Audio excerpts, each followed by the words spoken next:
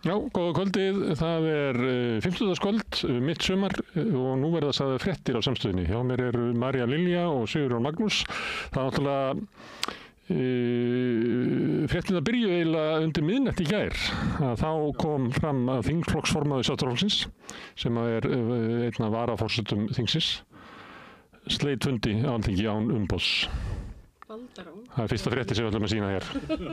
það var svona svolítið, í morgun var það svona meginstefið í þessu. Hún hefði með þessu framið valdarán.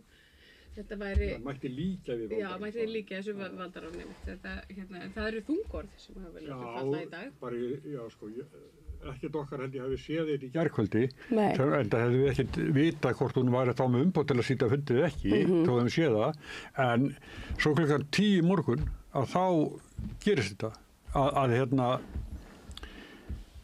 forsætisráðherra kemur með yfirlýsingu. Já. Við erum með eina frétt hérna sem við erum með af DFF, það sem mynd á þingsalnum, og við getum fengið hann upp. Nú, hvað? Nei, það ekki þessi. Nei, það ekki þessi.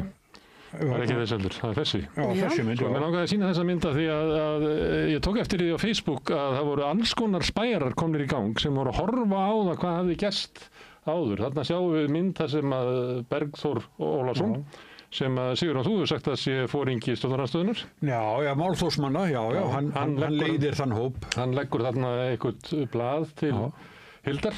Rétt áður nú slítur fundi. Já, síðan fyrir Hildur í símann og einhver hafði ráðið í það að hún verður svolítið stressuð eftir að hún kemur úr símanum.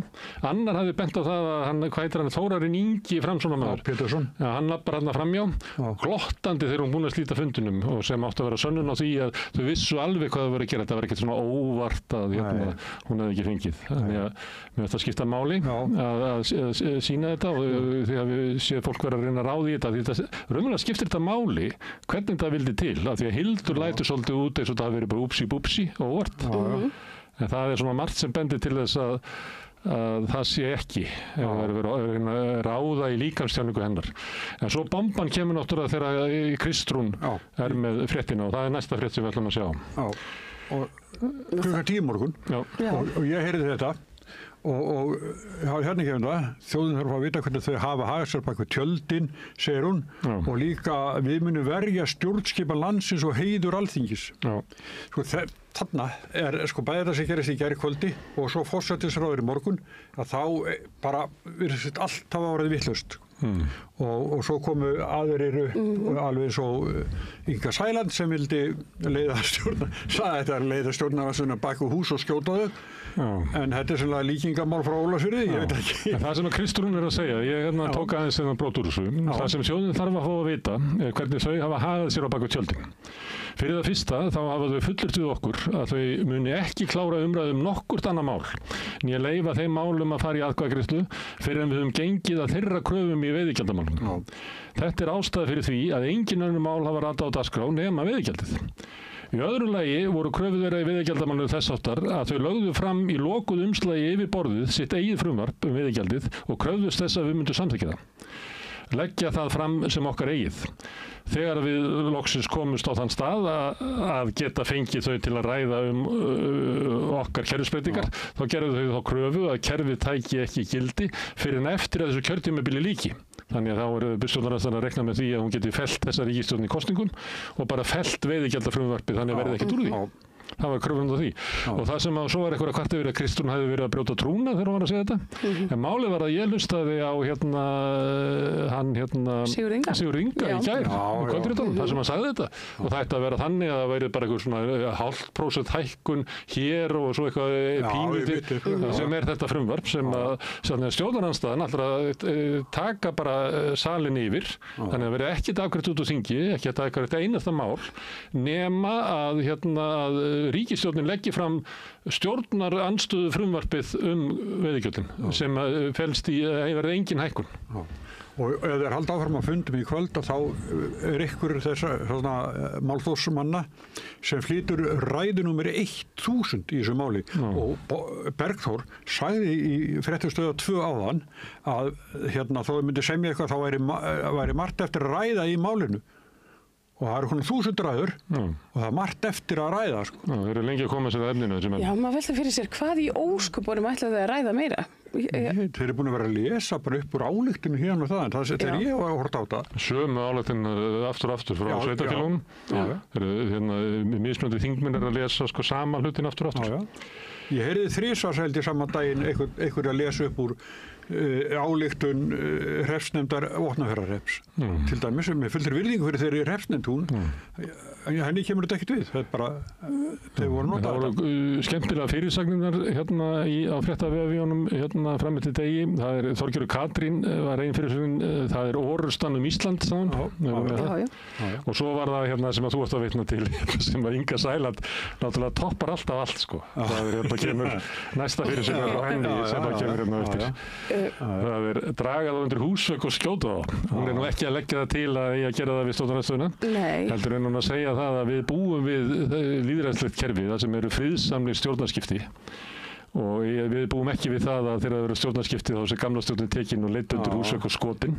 Þannig að við höfum hana ennþá inn í þingi. Ég veit ekki hvort það sé í að því að kannski ættum við að hafa það þannig. Ég er svona veltið fyrir mér hvort þetta sé hótun. Þetta er svona svolítið, eða bara einmitt við ættum að taka hér upp nýtt kerfi. Hún er augljóslega orðin mjög reið og það er mikill hiti þarna inn og þingi. Ég man ekki eftir að hafa séð önnur eins leyti. Sigurjón er gamall þing að þú þýrað hérna með þetta, en akkur ekki þá hérna fréttin úr samstöðu.is, það sjá allir að þetta er skrumskæling á lýðræðinu, segir Þorgerður Katrín Gunnarsdóttir. Þetta er bara skrifa rétt rúmlega 10 morgun. En orrustan Ísland er meiri dramatík.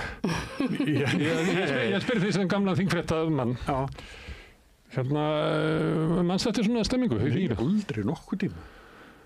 Ég náttúrulega sáu stundum sko menn takast á en þeir heldur svona virðingu sinni gagnvart hvor öðrum og það var ekkert svona vitt. En af hverju fáum við ekki fréttir hérna það sem að Kristrún, af hverju kemur Kristrún og segir hérna þjóðin þarf að fá að vita hvernig þau haga sér á bak við tjöldin. Af hverju er ég búin að fá að vita þetta? Hvað er bak við tjöldin? Já, hvernig fengum við ekki í fréttunum?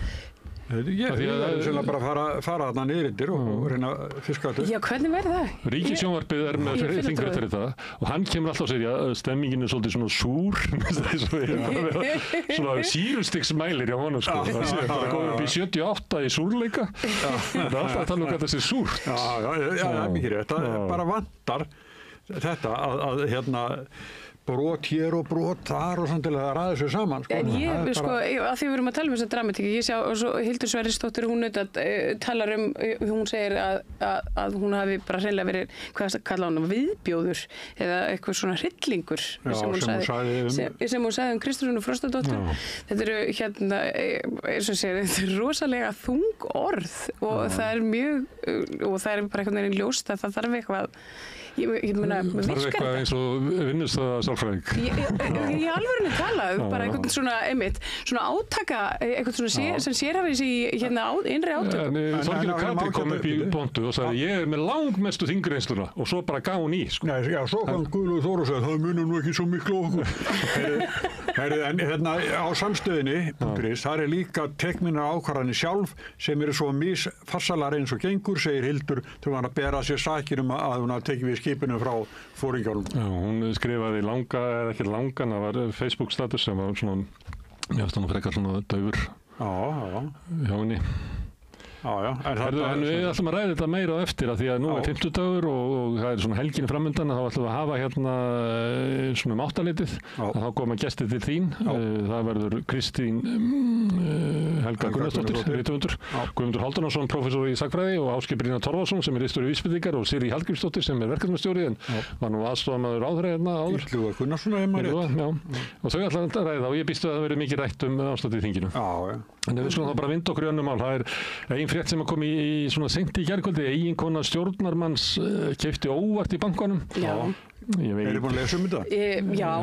Þetta verður sem sagt, þetta voru leiðmistök. Mér þótti þetta svona fyndin frétt vegna þess að svona fyrir mannesku sem á ekki 3 milljónir liggjandi einhvers staðar inn á bankabók sem ég læti einhvern annan sjá að fjárfesta fyrir mig. Ég lendi ekki í því að fjárfesta ég lendi ekki í því að kaupa óvart banka. Hver keypti banka sem inn í stofu? Þetta einhvern veginn svona, og þú veist, og svo kemur varaformaður stjórnar Íslandsbanka sem eiginmaður þessara sömu konu, hann sendir út tilkynningu og einhvern veginn svona afsakar þetta og útskýrir að þetta hafi nú verið vegna þess að afsökun hjá honum. Þetta sem sagt eitthvað svona stillingaratriði í einhverju Arion banka appi. Þetta ágætt að þið vorum eitthvað ræðum þetta daginn, hvort það væri eitthvað breytt stemmingin í bönkunum eða ekki. Þetta svona dæmið að kannski ekki alveg ljóst hvort það svo sé. Herðu, við skulum fara í ömurlegri fréttir. Það eru 8 börn létust í loftárás.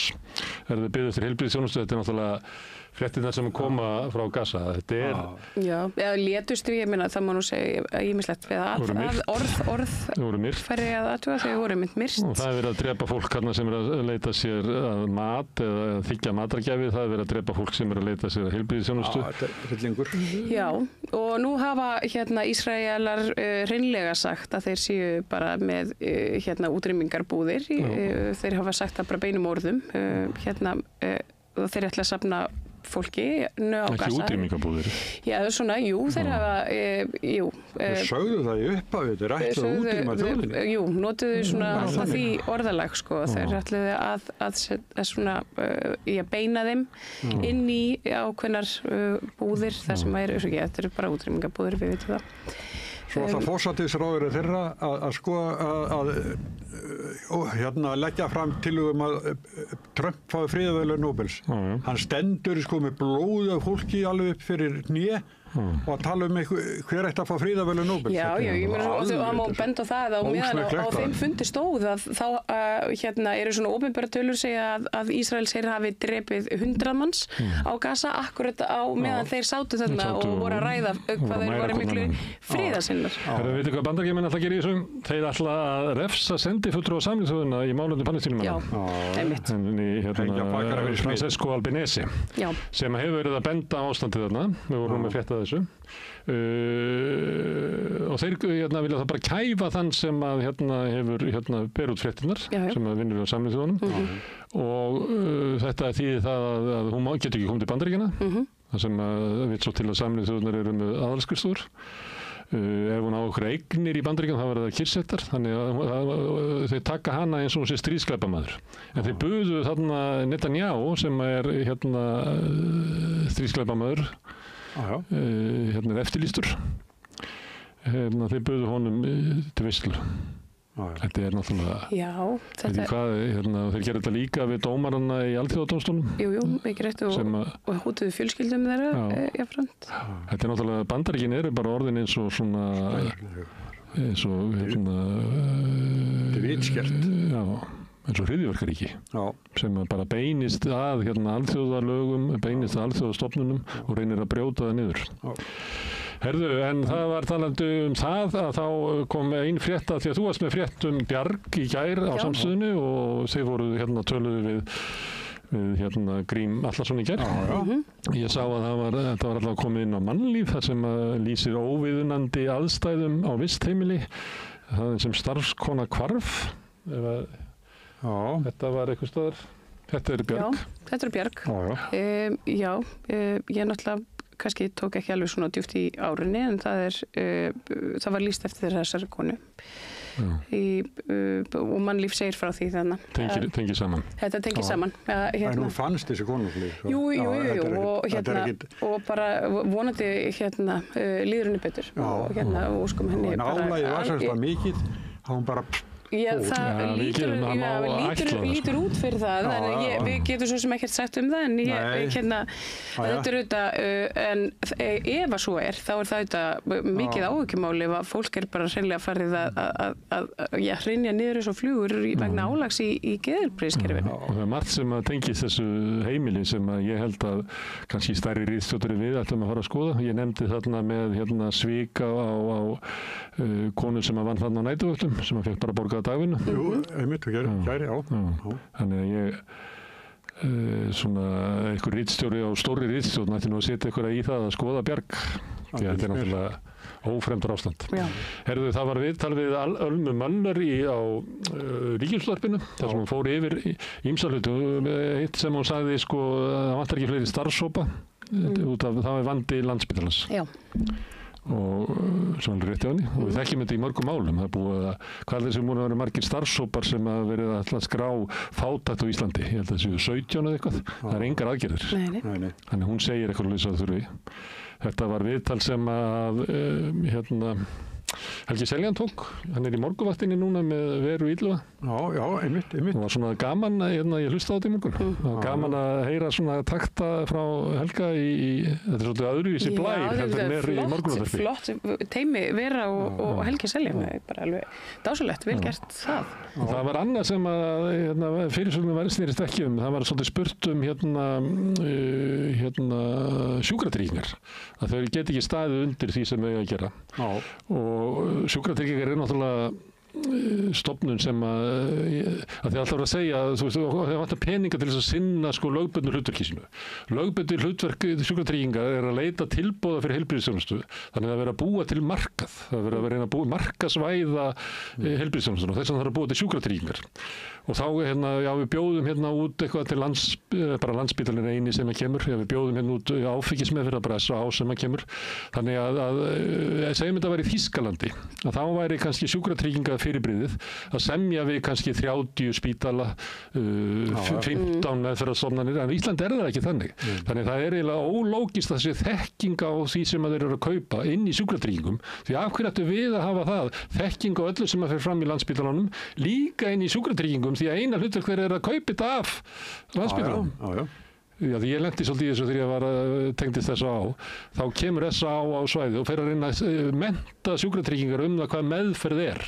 Af því það náttúrulega engin, því að í Þýskalandi er þetta kannski 500 manna stofnun, en það meikar enga sens að þessu með 500 manna sjúkratryggingar þegar heilbrigðiskerfið okkar er að hrynja. Þannig að þetta er algjörlega óþarft fyrirbrigði og mér finnst það svolítið sorglegt að hlusta það aftur og aftur í umræðinu, eins og að vandinn sé það að þetta sé vannfjármagnað og við eigum að fara að efla sjúkratryggingar, efla eftirlitið þeirra með SA eða Landspítalanum með þessum örfáu viðskiptamönnum, í staðinn fyrir að bara bakka og segja, heyrðu, við ætlum ekkert að markaðsvæða þetta, við ætlum bara að hafa stofnanir og við ætlum að reyna að reka það vel.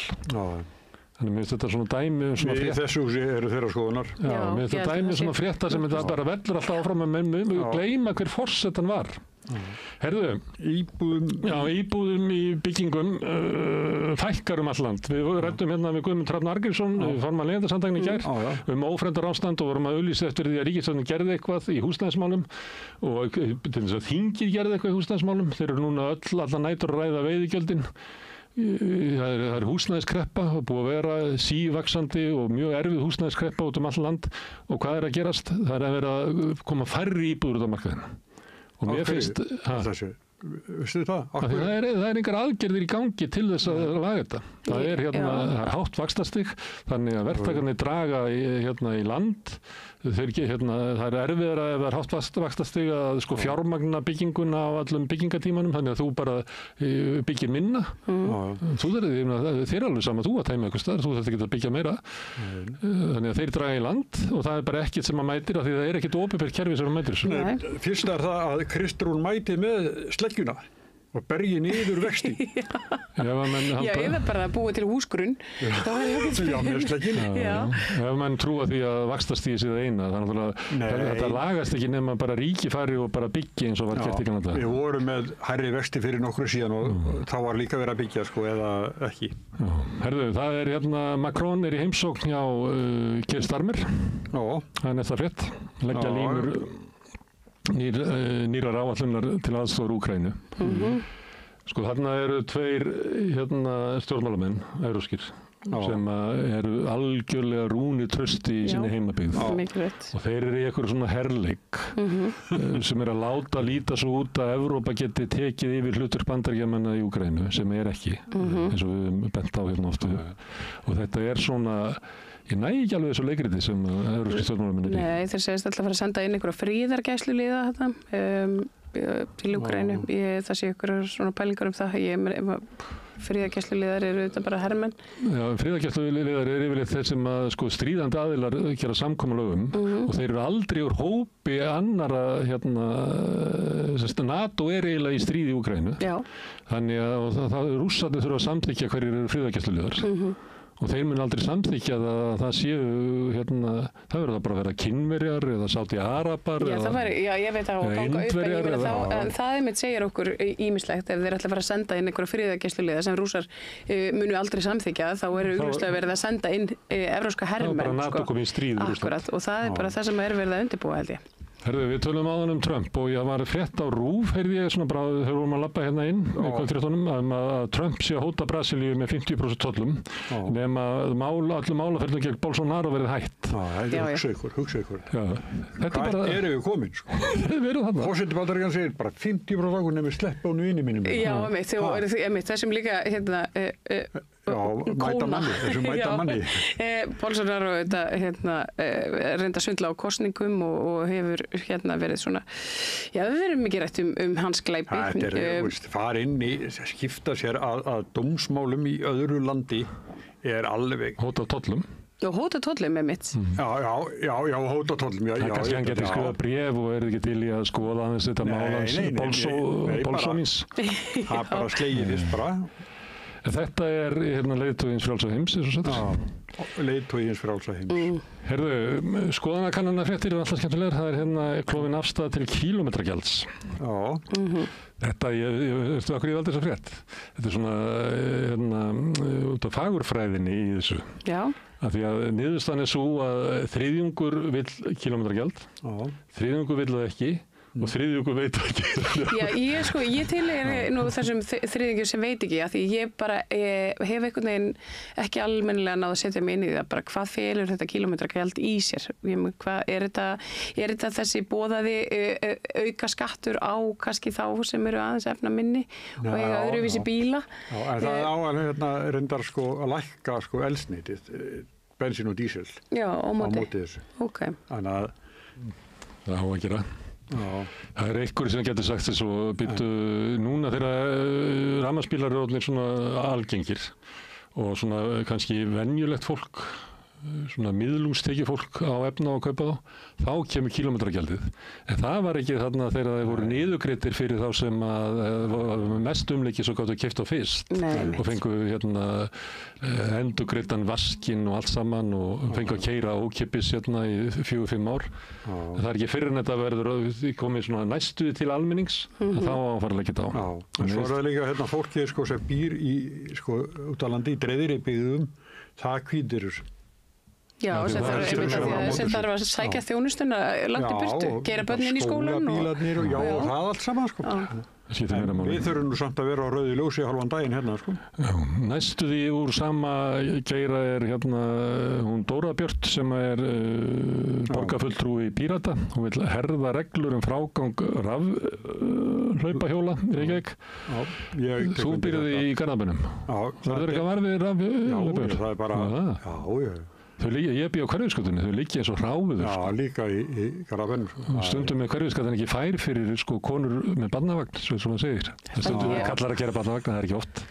Nei, það er þetta er bara víða og höfuðborgarsvæðinu allan þá er þetta þannig að þetta er sem er kannski komið, þegar maður kemur hjóli og það kannski liggja tvö við hlið, maður verður hlið við hlið, maður verður stoppa til að Já, ég veit ekki. Nei, þetta er bara að vera að gera eitthvað í þessu. Þetta er til óþæginda. Og kannski líka fólk sem er sjóndaburt og Já, ég held að segja, einmitt, kannski einnar helst fyrir fólk sem býr við eitthvað föllun sem rekur sig á þetta. Þetta er náttúrulega bara eitthvað business sem eitthvað reka, þetta er hopp eitthvað í fyrirtæki og ef þú ert með business og þetta reka svona, þá verður þú bara að þrífa upp eftir. Þú getur ekki bara skilið eftir hjólinn eins og ráfiður út um þetta götu. Bestu væri ekki með einar ruslatalla hjá sér.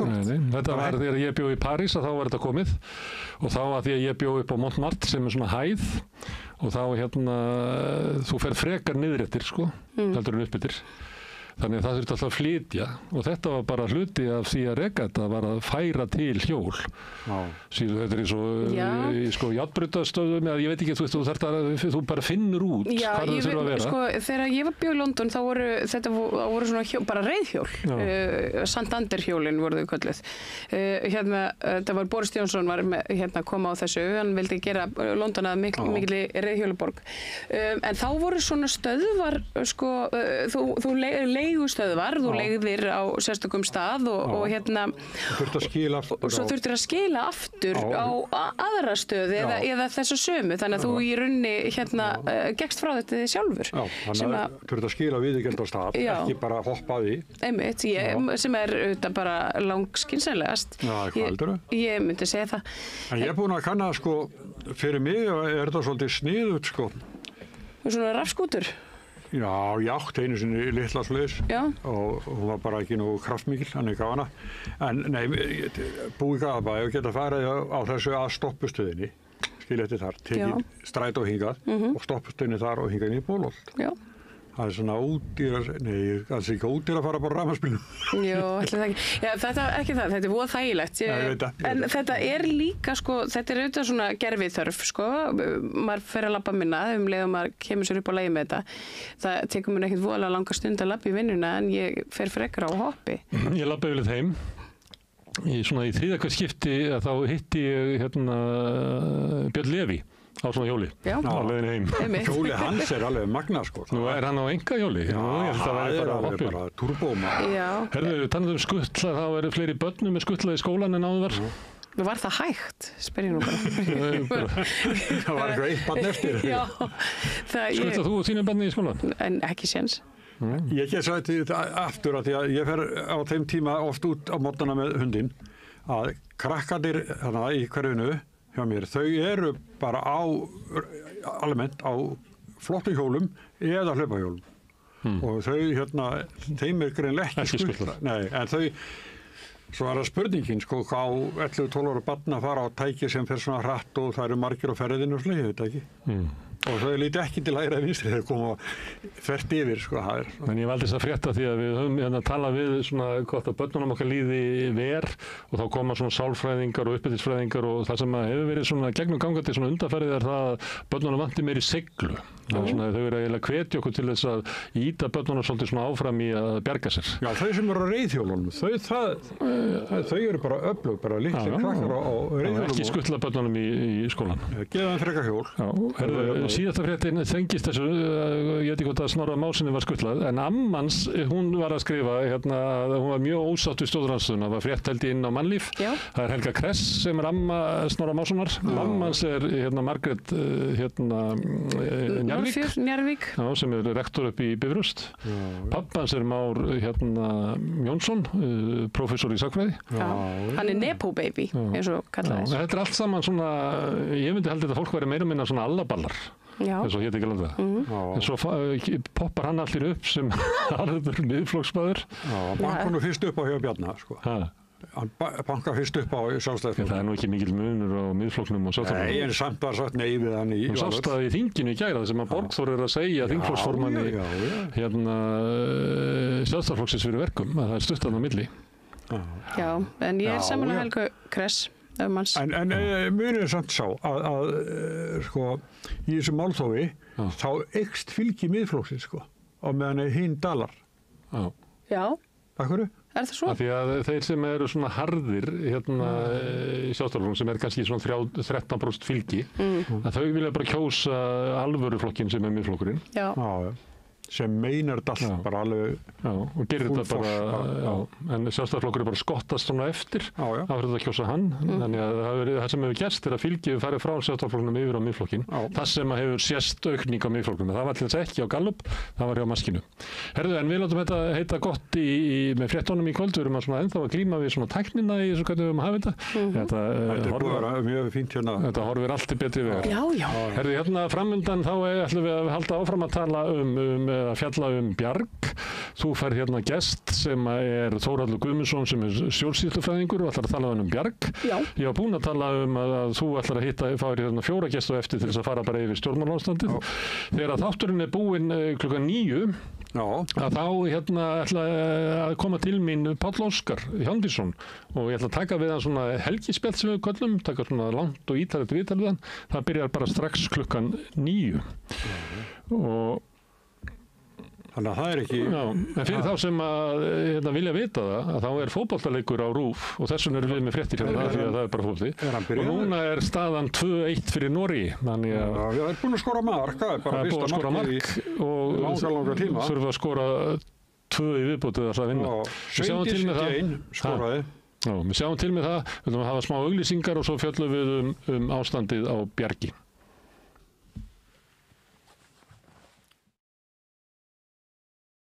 Hjálpið okkur að byggja upp dreifikerfi samstöðvarinnar með því að læka síður samstöðvarinnar á YouTube og Facebook.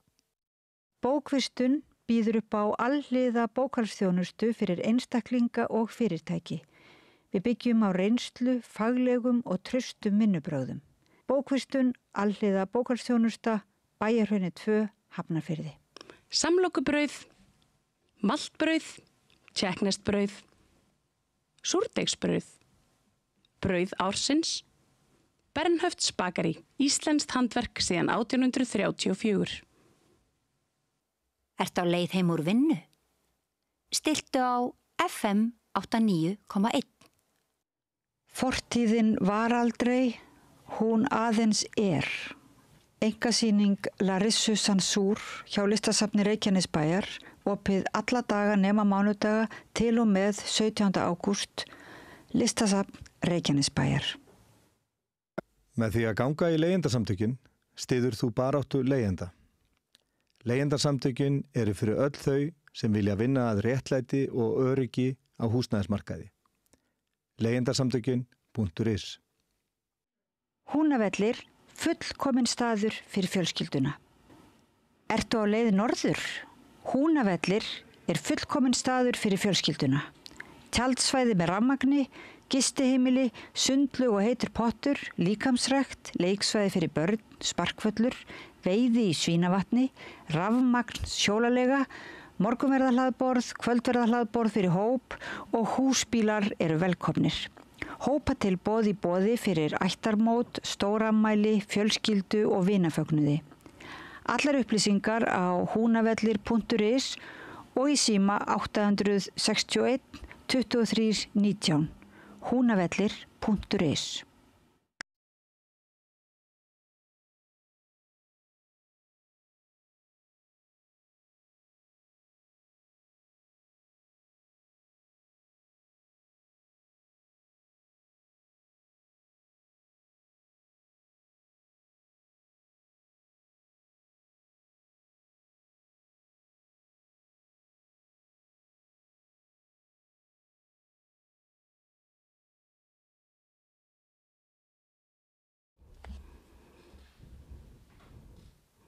Já, komið sæl aftur.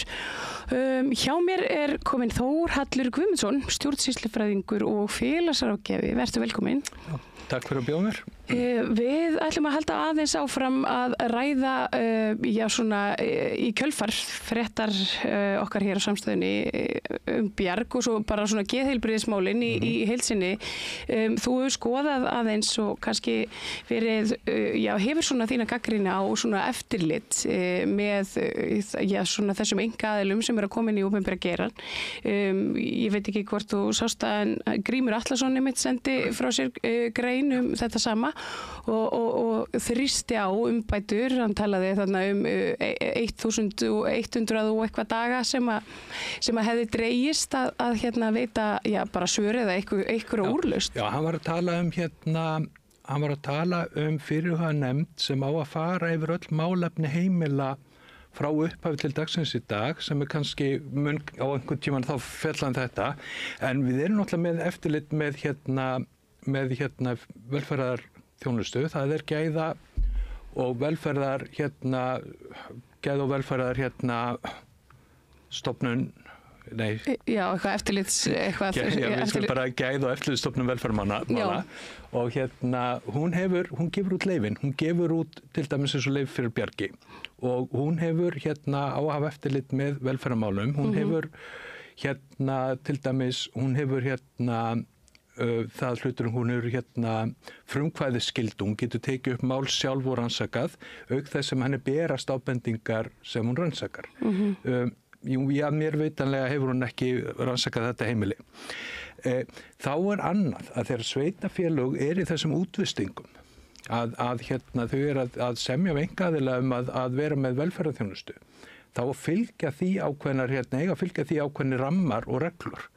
Að þetta framhald af sko sveitafélaginu, þú tekur að þér skyldur sveitafélagsins sem þessi þetta fyrirtæki og þú verður að standa við þær.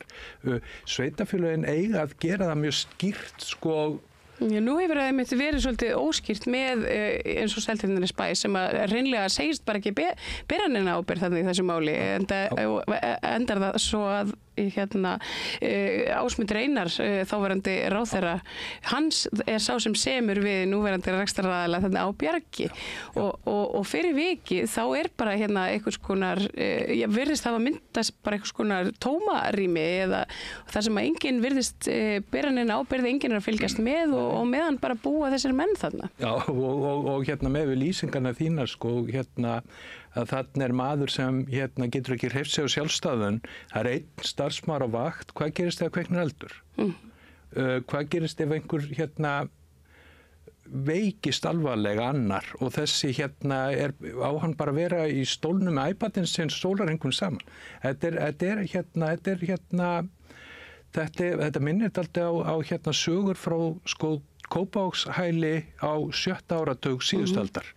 Að það sem að fólk var svona lengi bara ekki þau var ekki synd. Nei, og það verður svolítið með Bjargið að þar hafi einmitt tíminn staðið svolítið í stað. Þetta auðvitað ekki hefðbundið búsetuform, ekki svona með það við það sem að, bara kveður á í fötlunarsamningi eða sem á reyndar eftir að lögfesta ná að gera á þessu þingi. En það sko búsetuúrræðin eiga núna að vera einstaklingsbúseta, það sem vart í sjálfstæðri búsetu.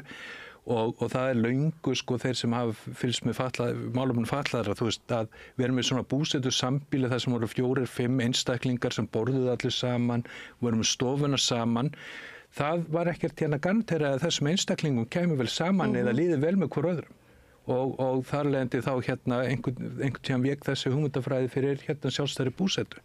Já, það auðvitað, ég meina það sem við viljum sjá auðvitað að geðfatlaðir séu eins og aðrir hvattir til þess að búa sjálfir og þurfa ekki að reiða sig á einhvern veginn einmitt þessa sjúkrakompleksa sem að mætti kalla. Já, það alveg eins og Gæða- og eftirlitsstofnun velferðarmála gaf út fyrir 2020 en með þá gaf þeir út leiðbeiningar hvernig á að vinna vistunarmál fyrir fatlaða eða þessa búsetúrræði. Og það þetta dæmigerið í þessu sko að þú átt ekki að gera neitt sko skjólstæðingurinn að fá að ráða sinni þjónustu og hvernig hún höguð og hvernig frítími hans hagað og svo framvegis.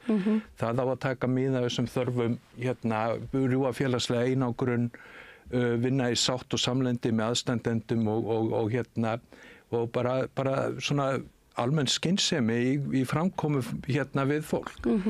En sko það spurning með eins og þarna hefur þetta ekki skilað sér inn í þetta á þennan sérstaka stað. En maður spyr sig sko að þetta annar staðar svona líka. Það ekki langt síðan að við vorum með mál þar sem að ung kona slasast á vakt, það var undirmönnuð, það átti að vera 2 á vaktinu, þetta var á einkareknu sambýli og hún slasaðist og svo fekk hún ekki bætur þegar hún ætlaði að sækja bætur til fyrirtækisins. Og maður verður að setja spurningamerki við að hvernig gat fyrirtækið einhvern veginn, það var í þessum tiltekna máli þá átti alltaf að vera 2 á vakt Þarna bara einna vakt og þetta var með erfiðum skjólstæðingum. Þetta klettabær, já. Já, og ég vil svo sem kannski ekki alltaf vera... Ég held að það hafi verið sagt frá því á sínum tíma, já. Það var alveg fjölmennar fjölluðu vel þetta. Og þarna annað dæmi, sko, og það eru fleiri dæmi atvik á til dæmis öryggisvistunum sem ég líka sett spurningamerki við að það sé verið að útvista öryggisvistun fyrir fólk sem hefur fengið þann dóm að vera undir læknishendi í einhver tiltekinn tíma þangað til að það er metið þannig að það komast aftur út í samfélagið. Þetta eru staðir sem alveg bjóða upp á átök, bjóða upp á það að erfið atvik geti gerst og að þessu sé bara í raunveru komið til vandalausra. Það finnst mér mjög sérstakt. Já, svona allavega á meðan að eftirliti, ég virðist ekki verið sinnt sem skildi. Nei. En það virðist, ég var nú eitthvað að renna aðeins yfir lögin einmitt rekstur á svona heilbrigðis starfsemi og það eru ég meina heimildin er til staðar að vera með einhvers konar eftirlit en þau í raun og veru svo litið útvista til fyrirtækina sjálfra að sinna svona sínu eigin innra eftirliti og skila inn skýrslum til heilbrigðisráðuneytisins að það sé allt í stakasta lagi. Og það er allt í lagi ef að fyrirtækin sinna þessu. Ég meina ef þú ert með gott innra eftirlit þá er það svona stoðþjónusta sem er aðeins fyrir utan fyrirtækið og hún á að lítur algjöru sjálfstæði og er ekki undir stjórn eða forstöðumann fyrirtækisins kofminn og þú getur þá sent þessari þessu innra eftirliti. Og innra eftirliti er í raun og veru þetta hljómar eins og það sé verið að reyna að góma fólk við að vera ekki að vinna vinnunum sína eða eitthvað, en svona innra eftirlit getur verið mjög virðisaukaandi fyrir fyrirtæki. Það er á þessum stöðum það sem oft að fólk rekur augun í eitthvað sem hægt er að gera betur og sem verður að einhvers konar nýsköpun innan fyrirtækisins. Þannig að þetta á ekki vera slæmt orð innra eftirlit þó að það hljómar þannig. Ekki nema að maður hafi kannski eitthvað slæmt á samviskunu, þá vil maður nú ekki vera mikið undir eftirliti. En það er bara, svona innra eftirlit er hjá ríkinu, það er mjög mikið hjá ríkinu, það er hjá ríkisstofnunum, flesta ríkisstofnanir eru með eigin eftirlit með sjálfum sér og svo náttúrulega eru eftirlitsstofnanir sem hafa eftirlit með þeim. En hjá sveitarfélögunum hefur þetta er þetta ekki eins algengt. En ef við tökum Berg sem dæmi, að hafa eftirlit með Berg sem Snæfellsbær. Nei. Seltjarnarnes, já. Það þýðir það að þú lætur einn félagsráðgjafa kannski fara 2 á ári í heimsókn, hann tala við nokkra vistmenn, hann tala við nokkra starfsmenn, hann skoðar, allt með feldu, þrifalegt, heimilislegt, er einhver dagskrá í gangi, unnið eftir einhverju hugmyndafræði, þú veist, hvernig bara, og þú veist, fólk ánægt hana. Þetta er ekki margir klukktíma, þetta er ekki einhver svona íþyngjandi kvöð til þess að sem þú veist, nei, við verðum að vera með eftirlitsstofnun til þess að eftirlit með stofnunum okkar. Nei, hjá litlu sveitafélagi eins og Seltjarnarnesi sem 8.000 íbúa, þá getur kannski einn félagsráðgjafi haft eftirlit með öllum stofnunum sem eru að sinna fólki hjá bænum. Ja, en ég meina eins og Björg, þar einmitt, það er svona óljóst hver á að sinna þessu eftirliti, þannig að það þyrfti þá að vera í rauninni heilbrigðisráðuneytið sem að sér það. Ég held að, ég held ég sé ekki að fara rangt með, en í lögunum einmitt það svona svona skýrt kveðið á að það sé heilbrigðisráðuneyti sem fyrst og fremst sinni þessari eftirlitsskyldu líka með þessum enga rekstraraðilum í opinbera geiranum. Ég meina, þegar við erum að tala svona kerfi sem hið opinbera kerfi og hið opinbera heilbrigðis- og félagskerfi, þar sem að við bara samfélagið þarf að reiða sig á ákveðna þjónustu, það sem ég velti fyrir mér er hvernig getum við réttlætt að svona einkavæða það með þessum hætti og útvista með þessum hætti. Hvernig þurfum við ekki bara einhvern veginn að svona halda okkur höndum með það að búa til fleiri úrræði? Hvernig, ertu sammála mér í þessu? Já, ég er mjög hlynntur því að sveitarfélögin útvisti verkefnum og eða til dæmis semjis eða séu nokkur sveitarfélög saman með verkefni og þú veist frábært að útvista til dæmis snjóröðningi. Sumir vetur eru snjóléttar en aðrir og þá ertu að borga minna fyrir þetta. En það er mjög varhugavert ef þú ætlar að útvista viðkvæmu hlut og sambýli fyrir fólk með margvíslegar, geðrænar og jafnvel líkamlegar áskoranir. Þú verður þá að búa til mjög stífan ramma það hvernig starfsemin á að vera. Hún verður að vera eftir þeim lagalegu skildum sem sveitarfélaginu er búin. Þú getur bara ekki látið einhver drega sambýli og það er einn á vakt í 32 klukkutíma með 4 skjólstæðinga. Það er bara mjög bara sjokkerandi og að fólk fari yfirgefi vinnuna og komi sér ekki tilbaka út af og miklu álægi. Og kannski er þetta alveg svona ekstrím dæmi og það verður kannski ekkert verra heldur en þetta. En eitt svona dæmi er bara nóg. Það er þarna verið að gjörsamlega. Það er mannslíf þarna. Já, það er mannslíf þarna og það er mannréttindi. Þó að þú sér búin að vera inn á stofnunni 50 ár og sért honum stofnunvanur. Það þýðir ekki það að megi ekki reyna áfram að bæta líf þitt. Það má ekki gefast upp. Það er að versta sem gerist, það er svona að þú ert einhver svona stofnun og það kemur nýr starfsmaður og segir, ég var að prófa þetta og þetta. Og þá segir einhver gamall starfsmaður, nei, við reyndum þetta fyrir 5 árum og það gekk ekki. Það sem við reyndum fyrir 5 árum, það kannski virkar í dag. Það kannski virkar með nýrri nálgun, það kannski virkar með nýjum starfsmanni. Það er að versta sem svona stofnanir gera, það er að gefast upp á staðna.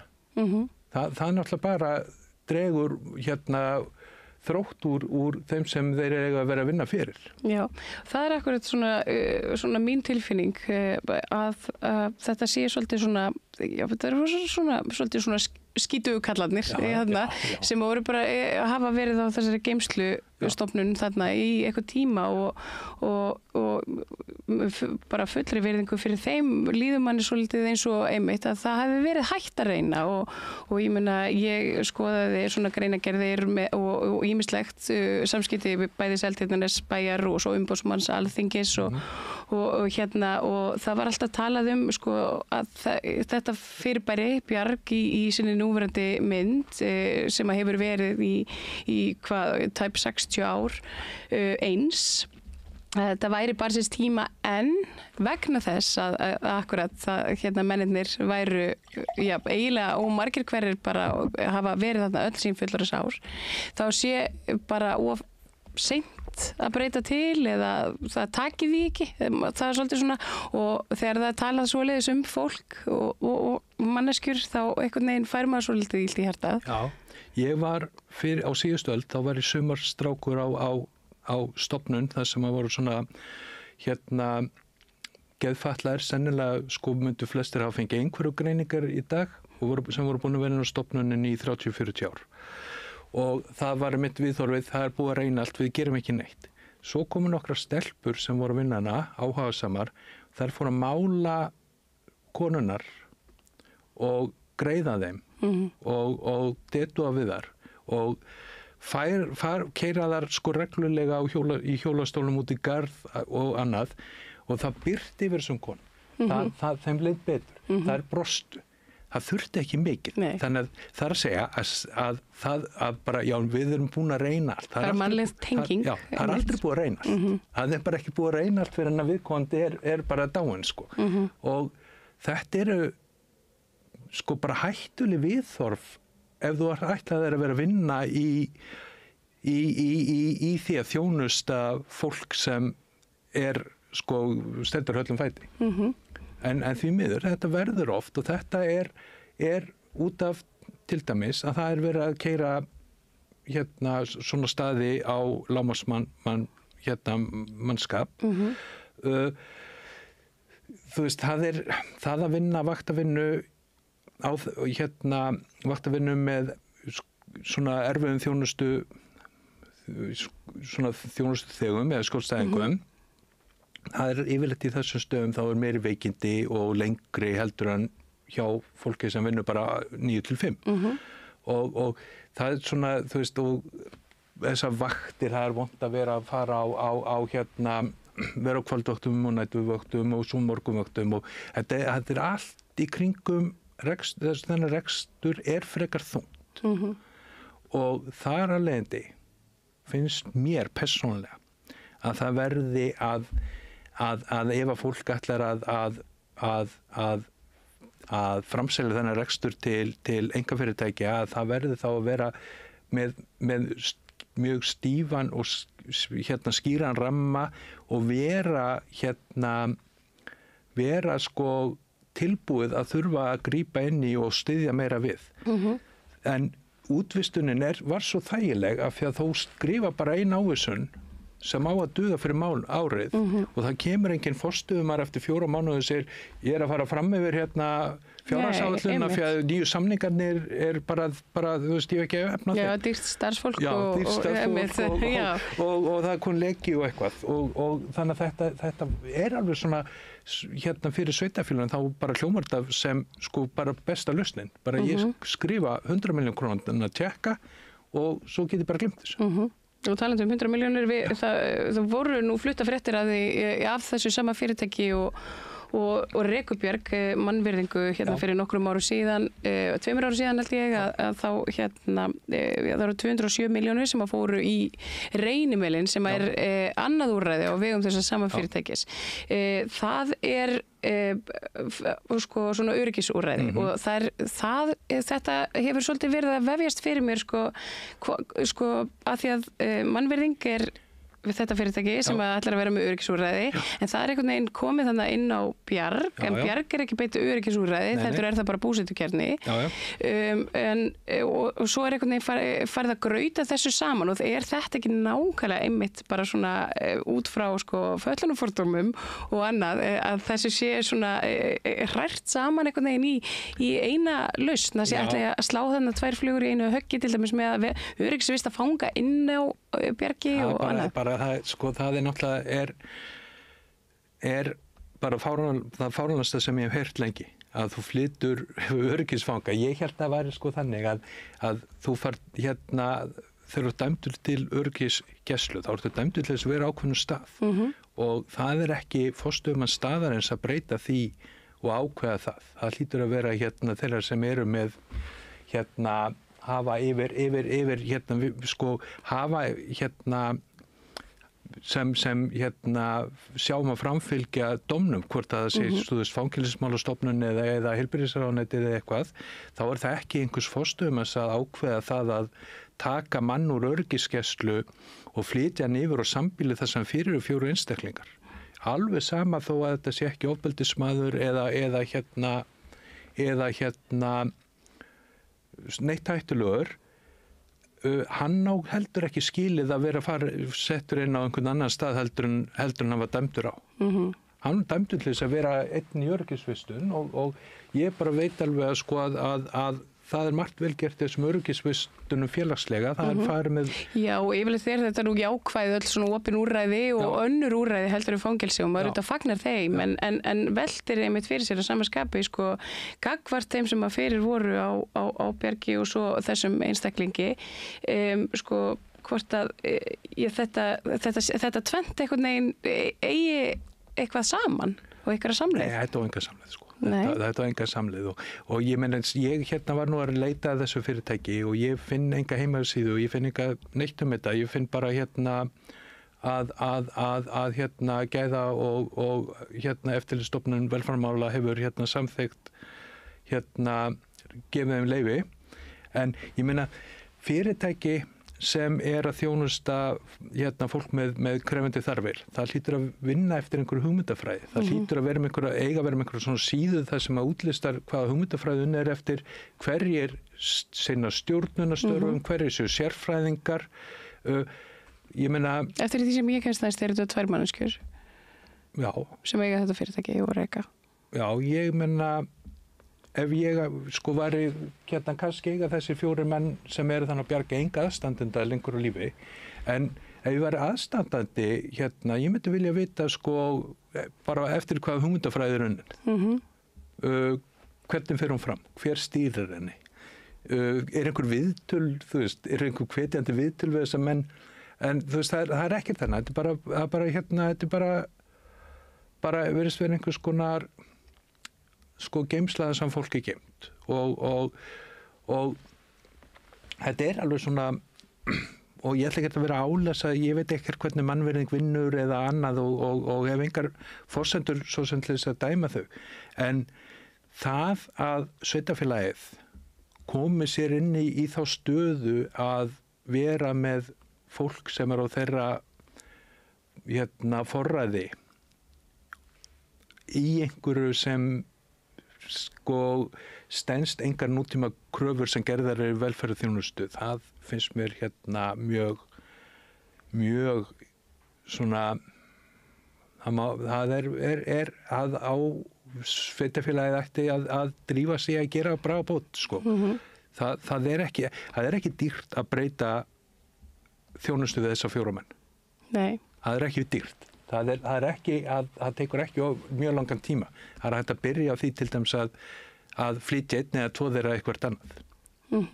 Já, ég meina það er til fullt af, ég meina þjónustu íbúðum, það er til önnur sveitafélög og ég meina það er til, ég meina það er hægt að búa til stöður hennilega í kringum þá innan sveitafélagsins og hérna, ég meina nú Seltjarnarnes ekki illa statt eftir því sem að ég kemst næst allavega og ætti alveg að vera í stakk búið að geta hlúðað öllu sínu fólki. Já, en þetta sko maður veit ekki, en náttúrulega líka, þetta náttúrulega pólitísk ákvörðun. Hérna velferðarmál eru náttúrulega pólitískar ákvarðanir og það hérna ákveðið, sko, hvað ætlum við að hérna miklu í þetta á þessu ári og ætlum við að byggja upp eða ætlum við bara að halda hlutunum eins og núna. Velferðarþjónusta náttúrulega svakalega dýr og þegar málefni hérna fallar var flutt yfir hérna til sveitarfélaginu 2011, allir sem hafa skoðað það eru á því að það hafa aldrei fylgt í nægilega mikil stuðningur frá ríkinu. Ríkið ætti að styðja betur, ríkið ætti að veita meiri peningum í þetta og sérstaklega til lítilla sveitarfélaga og hérna sveitarfélaga út á landi.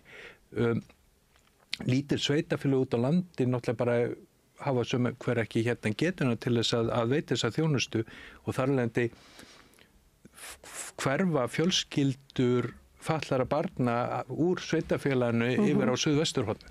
Og ég meina, og við höfum líka verið að sjá að oft kemur það fyrir að fólk hreinlega slitið í sundur á milli landshluta, sko, hérna, og frá ástvinnu sínum að vegna þess að það kemst inn á einhverja þjónustu í hérna öðru sveitafélagi heldur en því sem að, já, það hefur kannski bara allst upp í. En þetta er ágefni að þessu sé einhvern veginn, eins og þú segir, ekki fyllt betur eftir af hendi ríkisins að aðstoða sveitarfélögin við að veita þessa þjónustu í heimabyggð, því að það þetta ætti að vera og að manni þykir bara hreinlega mannréttindi. Já, og líka það fyrir að mörg minni sveitarfélög, þessi sveitarfélög sem eru kannski með undir 2000 íbúðum, þau eru með byggðaþróun og það að missa fjölskyldu með langveikt barn, þú ert kannski að missa 5-6 einstaklinga og ég held að þetta miðað við það að áhersluna sem lögð á það að spyrna á móti öfugri byggðaþróun, þá ætti að reyna að færa þessa þjónustu þó kosti heimi hérað og já, það kostar að sinna fólki vel, það kostar. Já, það kostar líka einmitt að útvista þessu svona eins og komið hefur fram með. Já, 207 milljónir í einn mann. Einmitt, þannig og ég meina við vitum það bara sem erum fullorðin og rekum okkur sjálf að það kostar ekki 200 milljónir á ári að reka heimili og sér sjálfan. Nei, en við vitum náttúrulega ekki hvort nema að séu alltaf 4-5 á vakt hjá þessum manni að hann sé mjög erfur og eitthvað svoleiðis. En svo það að þeir verða að spara með einhver svona útvistum. Ef eitthvað kemur upp á, þá situr sveitarfélagið í því og þú veist með álitssnekki og orðsporsáhætta kannski þarf það að vera fer það í gegnum einhver dómsmál sem það þarf að borga, þá verður þetta miklu dýrara og hlutir bara eins og það að ef að það myndi, þú veist, kveikni í einhvern svona stað eins og þú varst að lýsa. Það bara eitthvað svona, það verður bara eitthvað sem situr og festist við bæði fyrirtækið og sveitarfélagið og verður ekki þrifið auðveldlega í burtu. Já, ég bara, og einmitt að vegna bara svona slægilegs reksturs einhvern veginn að það hljótist kannski stórtjón af og það getur kostað manns líf og en Þórhallur Guðmundsson, stjórnsýslufræðingur og félagsráðgjafi, ég ætla að þakka kærlega fyrir að koma og vera með okkur. Takk fyrir að fá mig. Og við höldum auðvitað áfram að fylgja eftir þessu máli og bara geðheilbrigðismálum almennt, en hér næst það Kristín Helga Gunnarsdóttir, rithöfundur, Guðmundur Hálfdanarson, prófessor í sagnfræði, Ásgeir Brynjar Torfason, ritstjóri Vísbendingar og Sirrý Hallgrímsdóttir sem koma og ræða við hann Sigurjón.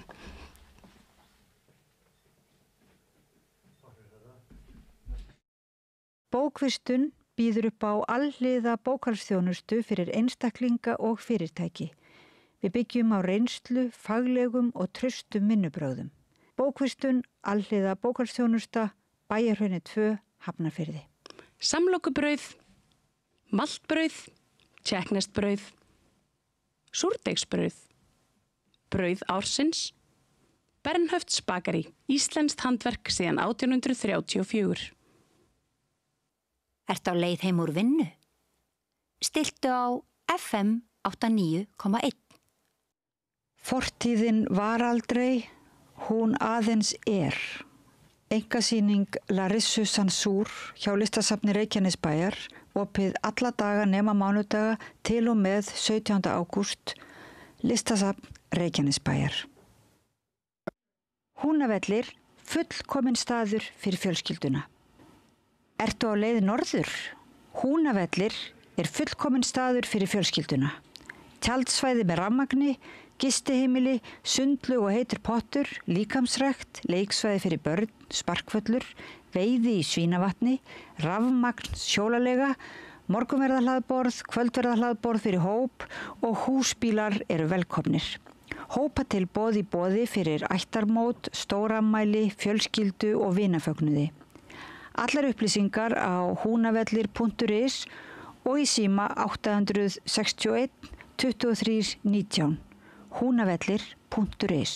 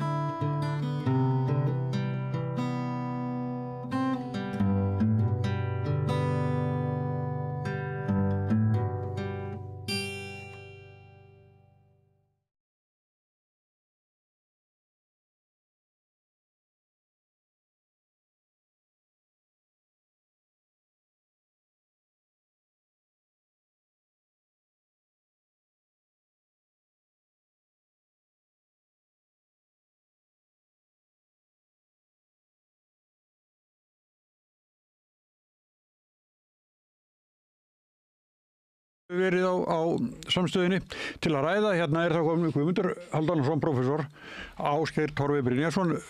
Eða Ásgeir Brynjar Torfason. Já, það, já. Herriði, takkaði fyrir það. Ritstjóri Vísbendingar og Kristín Helga Gunnarsdóttir, rithöfundur. Og við von á úr Valöll, Sirrí Hallgrímsdóttur. En ég get ekki að byrja á því sem var að gerast í þingin í morgun. Fylgduð þið með þessu? Eitthvað svona aðeins, já. Já, en sástu þetta sem gerist þarna kl. 10? Nei, ég gerði það nú ekki, ég las bara um þetta eftir á, sko. Ég í vinnu ennþá, þannig að ég þarf að sinna henni. Ég var í sumarbústaðnum með afadrengnum og hérna kom bara í bæinn og heyrði þetta þá í kvöldfréttunum. Já. Þetta eru stóru viðburðir, það ekki? Sagnfræðingur, þetta eru sögulegir tímar. Já, það er, eins og segir, sko, það er ekki ljós hvernig þetta endar, en það var svona að því áðan í fréttunum að þetta svona annarkvort myndi enda með eitthvað samkomulagi í kvöld eða þá þessu verið bara slitið á morgun og við höfum sett til. Já, en það er sko, ég tók eftir líka í fréttunum að það verið að tala um þetta, þá sagði Bergþór Ólafsson, sem er svona fyrirliði málþófsliðsins svona, að hann sagði að varandi fiskveiðifrumvarpið að það væri margt órætt í því og það er búið að ráðstafa núna ræðum alveg fyrir 991. Þannig að þetta er náttúrulega yfirgengilegt og ég hef aldrei, og nú á ég langan fréttamannaferil að baki og fylgst með fréttum lengi, ég hef aldrei séð Alþingi jafn svívirkt. Því miður og þetta er alveg nýjar lægðir og maður er svolítið miður sín. Já, nú kannski ekki vona miklu frá þessum klausturmanni, en það eru margir hérna inni í þessum minnihluta sem halda uppi þessu ofbeldi sem að ég hefði búist meira af og svo finnst mér líka að þeir sem að þó ekki taka þátt en horfa upp á þetta en eru í þessum minnihluta, þeirra sökur er líka stór að standa ekki upp og bara einhvern veginn halda virðingu. Það er allir búin að missa virðingu þarna. Þetta getur ekki gengið svo lengur þannig að það er komin 2 þing í haust, sko, þannig að þingi heldur bara áfram. Þetta gengur ekki lengur, sko, og það má segja að þetta mál sé, það er svolítið sérstætt þetta mál, sko, því að það er ekkert í þessu sem að svona bendi til þess að fyrstulega þetta sé svona á einhvern nátt vinsælt, eða þetta frumvarp er ekki óvinsælt meðal þjóðarinnar, ef við nýtur mikið stuðnings. Það er ekki nein svona stjórnskipunaleg mál þannig svona sem að liggja hann undir, það er ekki eins og þetta sé að lýðveldi fara á hausinn þó að þetta frumvarp er samþykkt.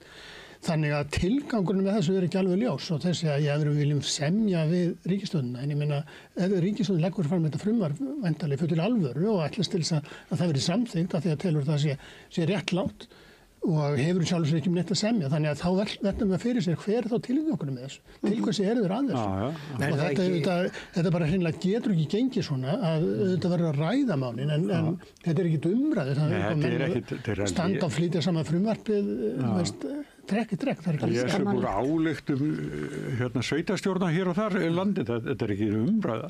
Nei, er þetta ekki augljós afhjúpun á því að það er bara verið að sýna sig fyrir kvótagreifunum og þetta í raun og veru mála afhjúpar svolítið. Það sem þeir eru vanir að hafa haft völd og láta það sýnast eða þykjast, núna afhjúpast það í þessu að það er þarna bara verið að gæta hagsmuna þessar örfáu svo ég vitni bara í forsætisráðherrann, þetta er ekki mín skoðun eða greining, en hérna örfáu fjölskyldur sem eiga hér réttinn til að veiða og bara, sko, ég hef lent í því að þurfa að vera að reyna útskýrta fyrir prófessorum í Skandinavíu, hagfræðiprófessorum sem að bara skilja ekki hvað máli snýst í, sko, samkvæmt kenningunum er það alveg augljóst að upp í 95% eða 99% skattlagningu á umframarði, auðlindarentu, þá áttu samt að vera tilbúin í að halda áfram að því að þú fær þá allavega 5% gefins eða 1% og þannig er verið að breyta þess úr, ég man ekki hverja tölunar eru og það fer eftir afla og tegundum, en einhver úr 22% í 33% sko, og það er bara Við erum að taka réttaríki og snúa því á rönguna. Já, það það nefnilega sem svo áhugavert sko, þetta náttúrulega alveg gríðarlega markaðsherferð sem búin að vera í gangi fyrir okkar peninga á vegum þessara risafyrirtækja í sjávarútvegi og hún byrjaði náttúrulega með þessum skrýtna auglýsingum öllum sem voru náttúrulega þannig að þeir skutu sig í báða fætur en markaðsherferðin heldur áfram núna inn á sjálfu Alþingi og akkurat þetta að það ekki einu sinni í umræðinni að þetta náttúrulega bara allt of lág leiga og þeir mega bara prísa sig sæla vegna þess að þetta rétt dugar fyrir kostnaðinum af greininni fyrir ríkissjóð.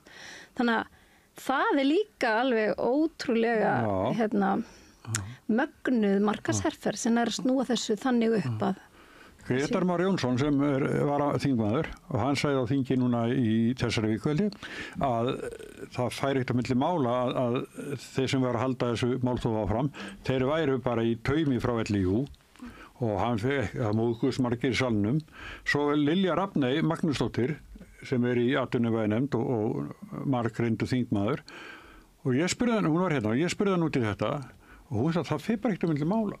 Það fer bara ekkert á milli mála að það sem sagt þrýstingurinn kemur úr Borgartúni 35. Já sko þegar svona málþóf fer fram þá auðvitað flokkarnir fyrst og fremst fulltrúaflokkarnir fyrst og fremst að tala við sína kjósendur. Það eða sína stuðningsaðila, við getum orðað þannig.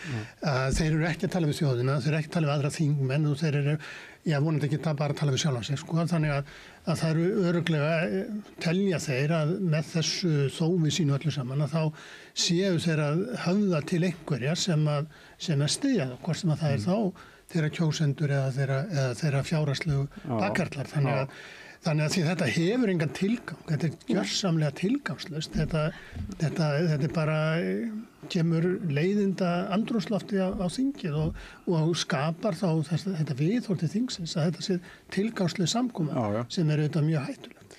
Og líka einmitt þetta vekur svona siðferðilega spurningar það svo augljóst að þessi hópur ekki að vinna fyrir almenning í landinu.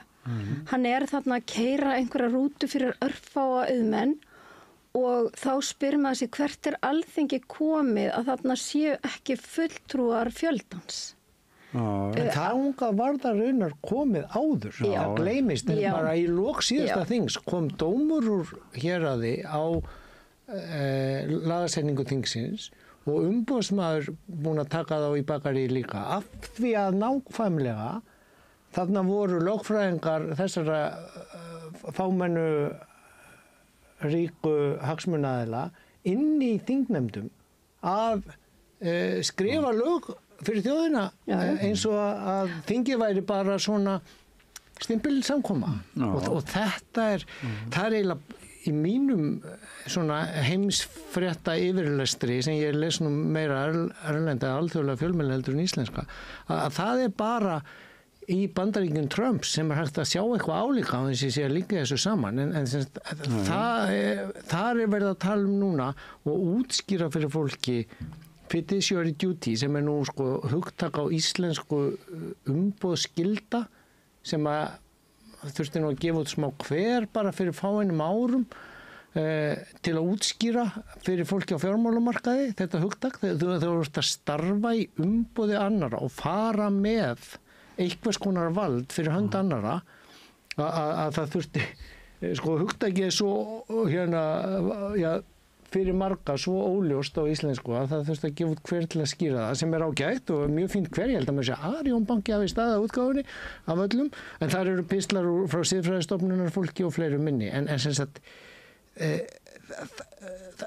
það sem að gerast í Bandaríkjunum núna verið að útskýra í svona vönduðum fjölmiðlum að þetta hefur verið hinn óskráða regla að þegar þú ert kosin til embættis og ekki bara forstans heldur líka þegar þú ert opinber embættismaður í valdamikil stöðu það var á fyrri tíð Trumps þegar að forstjóri FBI sagði af sér eða var rekinn og gaf út svona heilmiklar upplýsingar í framhald af því að þegar þú ert í annarkvort opinberu embætti eða kosin til að leiða eða eins og þarna að þú ert valinn inn á Alþingi Íslendinga til að setja lög fyrir þjóðina að þá ertu þar með ákveðið vald þar sem að þér ber skylda til að taka sko hag þeirra sem þú ert umboðsmaður fyrir fram yfir þína einhagsmuni. Þetta er náttúrulega svakalegt í síðustu ríkisstjórn og þar voru með að segja menn í forystu fyrir stefnumótuna nefndum í málaflokkum þar sem þeir höfðu beina hagsmuni sko. Við urðum verið við það í náttúruverndinni en mér fannst eitt gleðilegt í dag við þetta allan hennan horrora því þetta er náttúrulega bara eitthvað horrorsjó að og ég er yfirleitt búin að vera fyrir talsverðum vonbrigðum með þessar með stefnu þessar ríkisstjórnar til dæmis í varnarmálum og bara í utanríkismálum og auðvitað í náttúruvernd sem er ekki til á dagskrá þessar ríkisstjórnar en þess vegna var ég svo glöð þegar ég heyrði þessa eldræðu Kristrúnar í morgun. Mér fannst hún huguð, málefnaleg og sterk. Og það var alveg, hún má sko eiga það var komin tími til að segja þetta og fylgja því eftir fara í 71. grein því að það er ekkit hættulegt það er gert allstar í kringum okkur en sko, ég held að einn möguleikin ef að reyðan í handbremsuna bara 71. greinin bara stopp að þá komi mjög mikil læti á eftir. En þetta er ekki handbremsa, nefnilega. Ef maður skor hvernig þetta er í nágrannlöndunum, þá er það með þeim hættinum að það er bara ósköp eðlilegt að það er takmarkaður tími til að ræða málefnin. Þingflokksformenninni koma sér gjarnan saman það hversu langan tíma þarf í hvert mál og það eru alls ekki allir sem er að tjá sig öll mál. Til dæmis eru bara hvað margir í breska þinginu ekki 800 já, ég meina það geti ekki allir staðið upp þar og þá eru það kannski gjarnan þeir sem eru konum í sérfræðiþekkingu eftir að hafa leitt ykkur nefndir og unni ykkur málaflokkum. Já, en sko þetta það er ekki fara fram umræður á Alþingi Íslendinga. Það er ekki verið að ræða neitt, það er að standa nú til þess að reyna tefjamál. Og ef þú ert að tefjamál, þá er það spurning eða þetta á að vera lýðræðislega. Til hvers? Og hvert er þá þitt lokatakmark?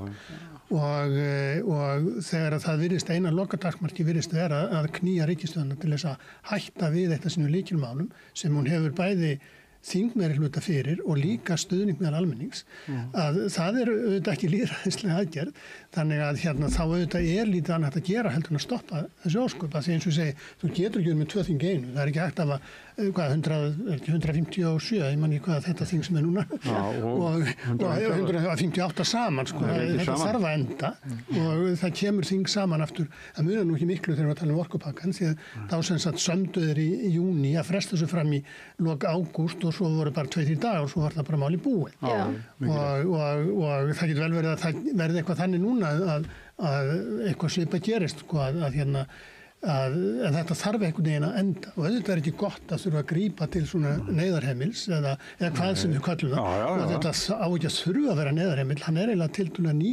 komið þessi neyðarheimil þetta er ekki nema nokkur ár síðan að þessu var breytt þannig að menn mega bara standa upp endalaust og tala. En er samt ekki eðlilegt að það sé ekki óendanleg umræða í boði. Þú ert að reka fyrirtæki, það er ekki hægt að vera með samtal eitthvað mál sem þarf að taka ákvörðun endalaust. Nei, það er það sem er að þingskapalögunum núna er það að þetta skuli vera hægt af því að þetta er engin tilgangur með þessu. Málsóð voru mögulega áður en þú gast ekki fara út í óendanlega. Núna er þetta bara ekkert sem getur stoppað nema þessi stöðvað með handafn.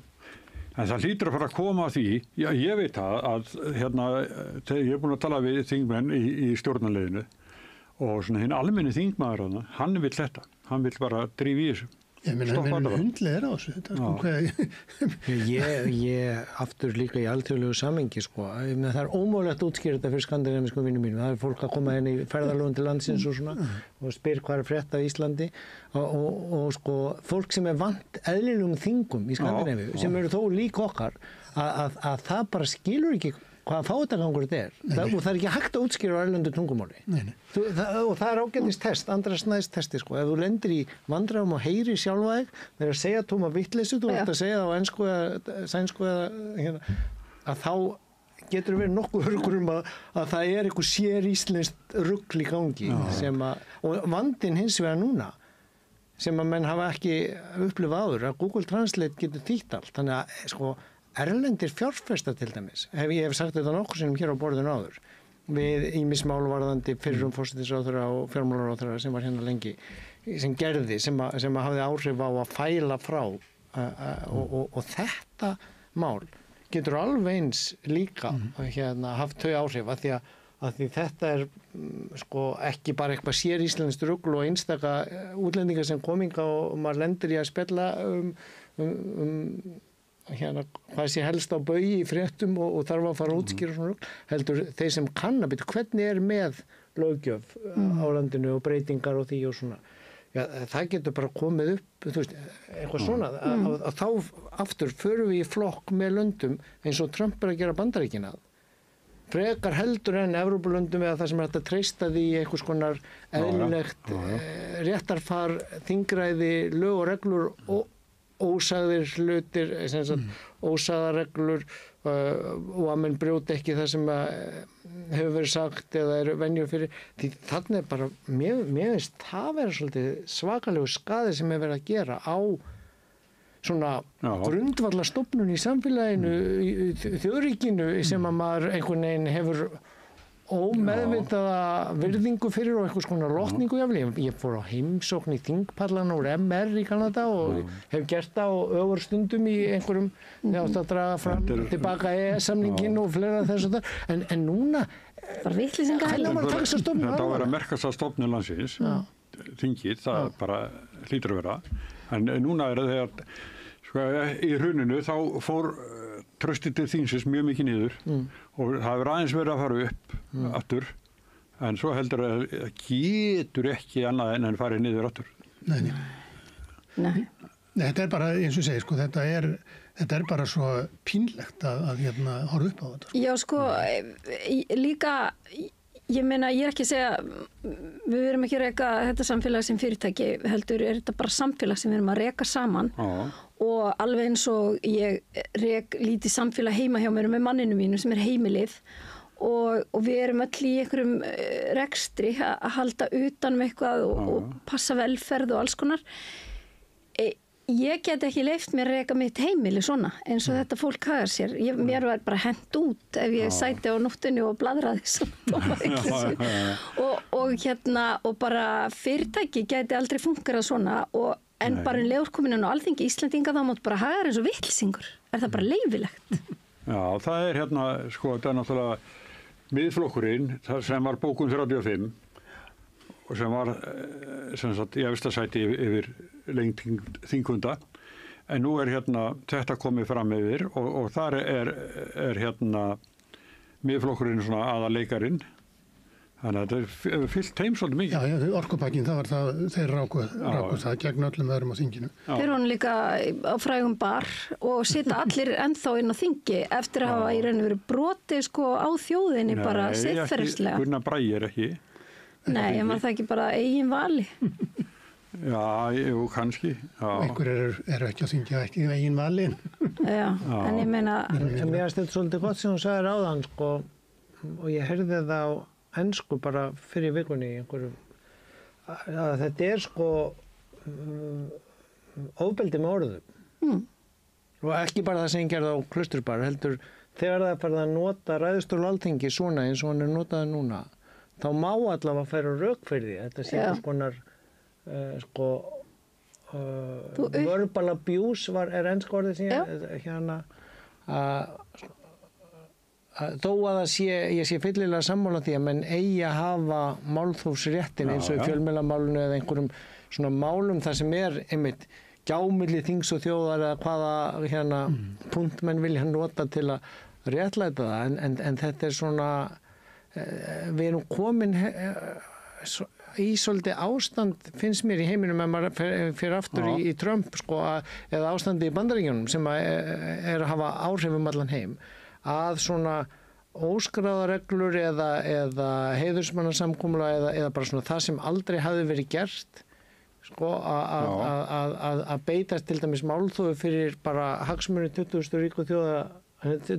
ríkustu fjölskyldna landsins einhvern veginn inn á þingi að þá er einhvern veginn það stemmir ekki við hugmyndunum málþóf, sko. En að því varst að segja, maður fór á pallana og í MR og svona bara einhverja óttablandna virðingu fyrir þessu fólki þarna og það var komið þarna af því að það hafði einhvers konar burði til þess að leiða þetta samfélag, að þá einmitt bara upplifði ég ofbeldi á að hlusta á orðræðuna, hafði hlusta á þessi samt, eða þessar ræður.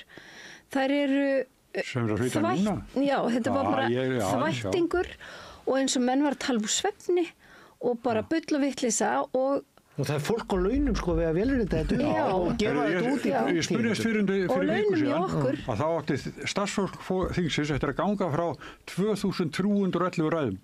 Já, ekki bara þessu, en 2311 ræðum. Ég ætla að fara að kíkja á ræður áðan og lesa það sko, en það er ekki búið að koma að minna því að það er ekki búið að velja þetta. Og einhverjir af þessum þingmönnum hafa í gegnum tíðina gert athugasemdir við listamannalaun til dæmis og ég vil mörgum sinnum heldur vera með sko okkar fremstu listamenn á launum heldur en að hafa þetta lið með þennan þvætting uppi endalaust.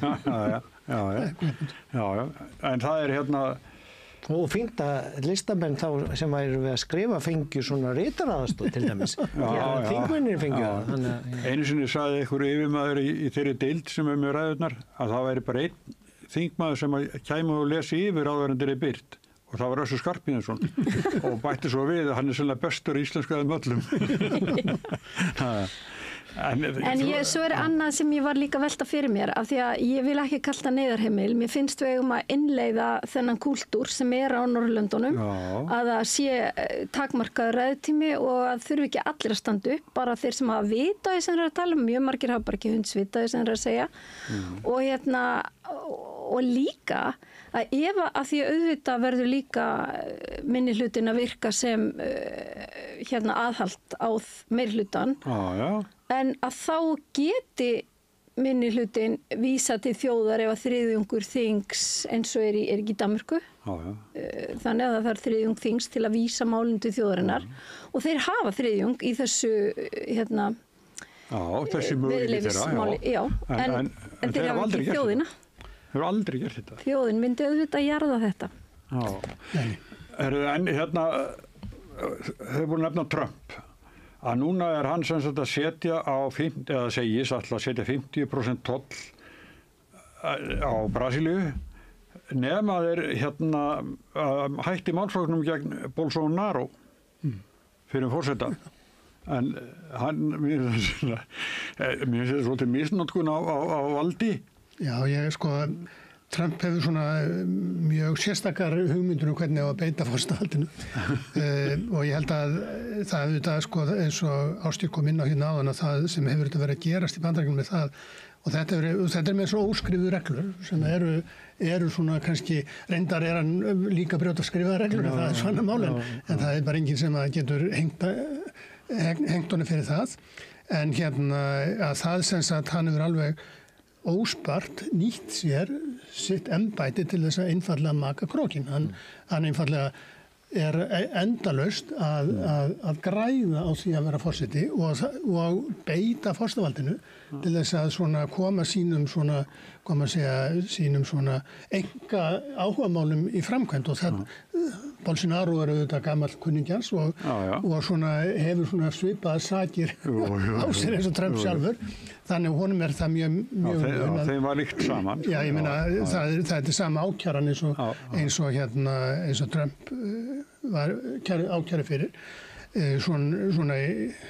svona minnskosti mjög hliðstæð þannig að en þetta er auðvitað bara hann líka að vera að segja Evrópusambandinu að leggja niður virðisaukaskatt ég vonum ítlaði virðisaukaskatt og hann sem sagt ætlar að nota tolla sem að hann hefur rétt á að beita reyndar ekki alveg ljóst hann hafi allan það rétt sem hann heldur hann hafi en skýt með það að til þess að reyna að fá stjórnvöld öðru landu til að breyta sínum lögum þetta er auðvitað fáheyrt og þetta er í sjálfu sér þetta er kannski svolítið svipað eins og þetta málþófsmál á Íslandi þetta er ekki alvari í þessu þetta er fullkomlega alvöru laust af því að auðvitað hlýðir Evrópusambandið þess ekki auðvitað breytir Evrópusambandið ekki sínum skattalögum fyrir Trump alveg eins og þetta málþóf breytir því ekki að þessi lög fari í gegn á endan og einhvern veginn. Þannig að til hvers þetta? Þetta þó einhvers konar sjó fyrir einhvern sem ég ekki alveg sem ég okkar til ekki hver jú, kannski veit ég alveg.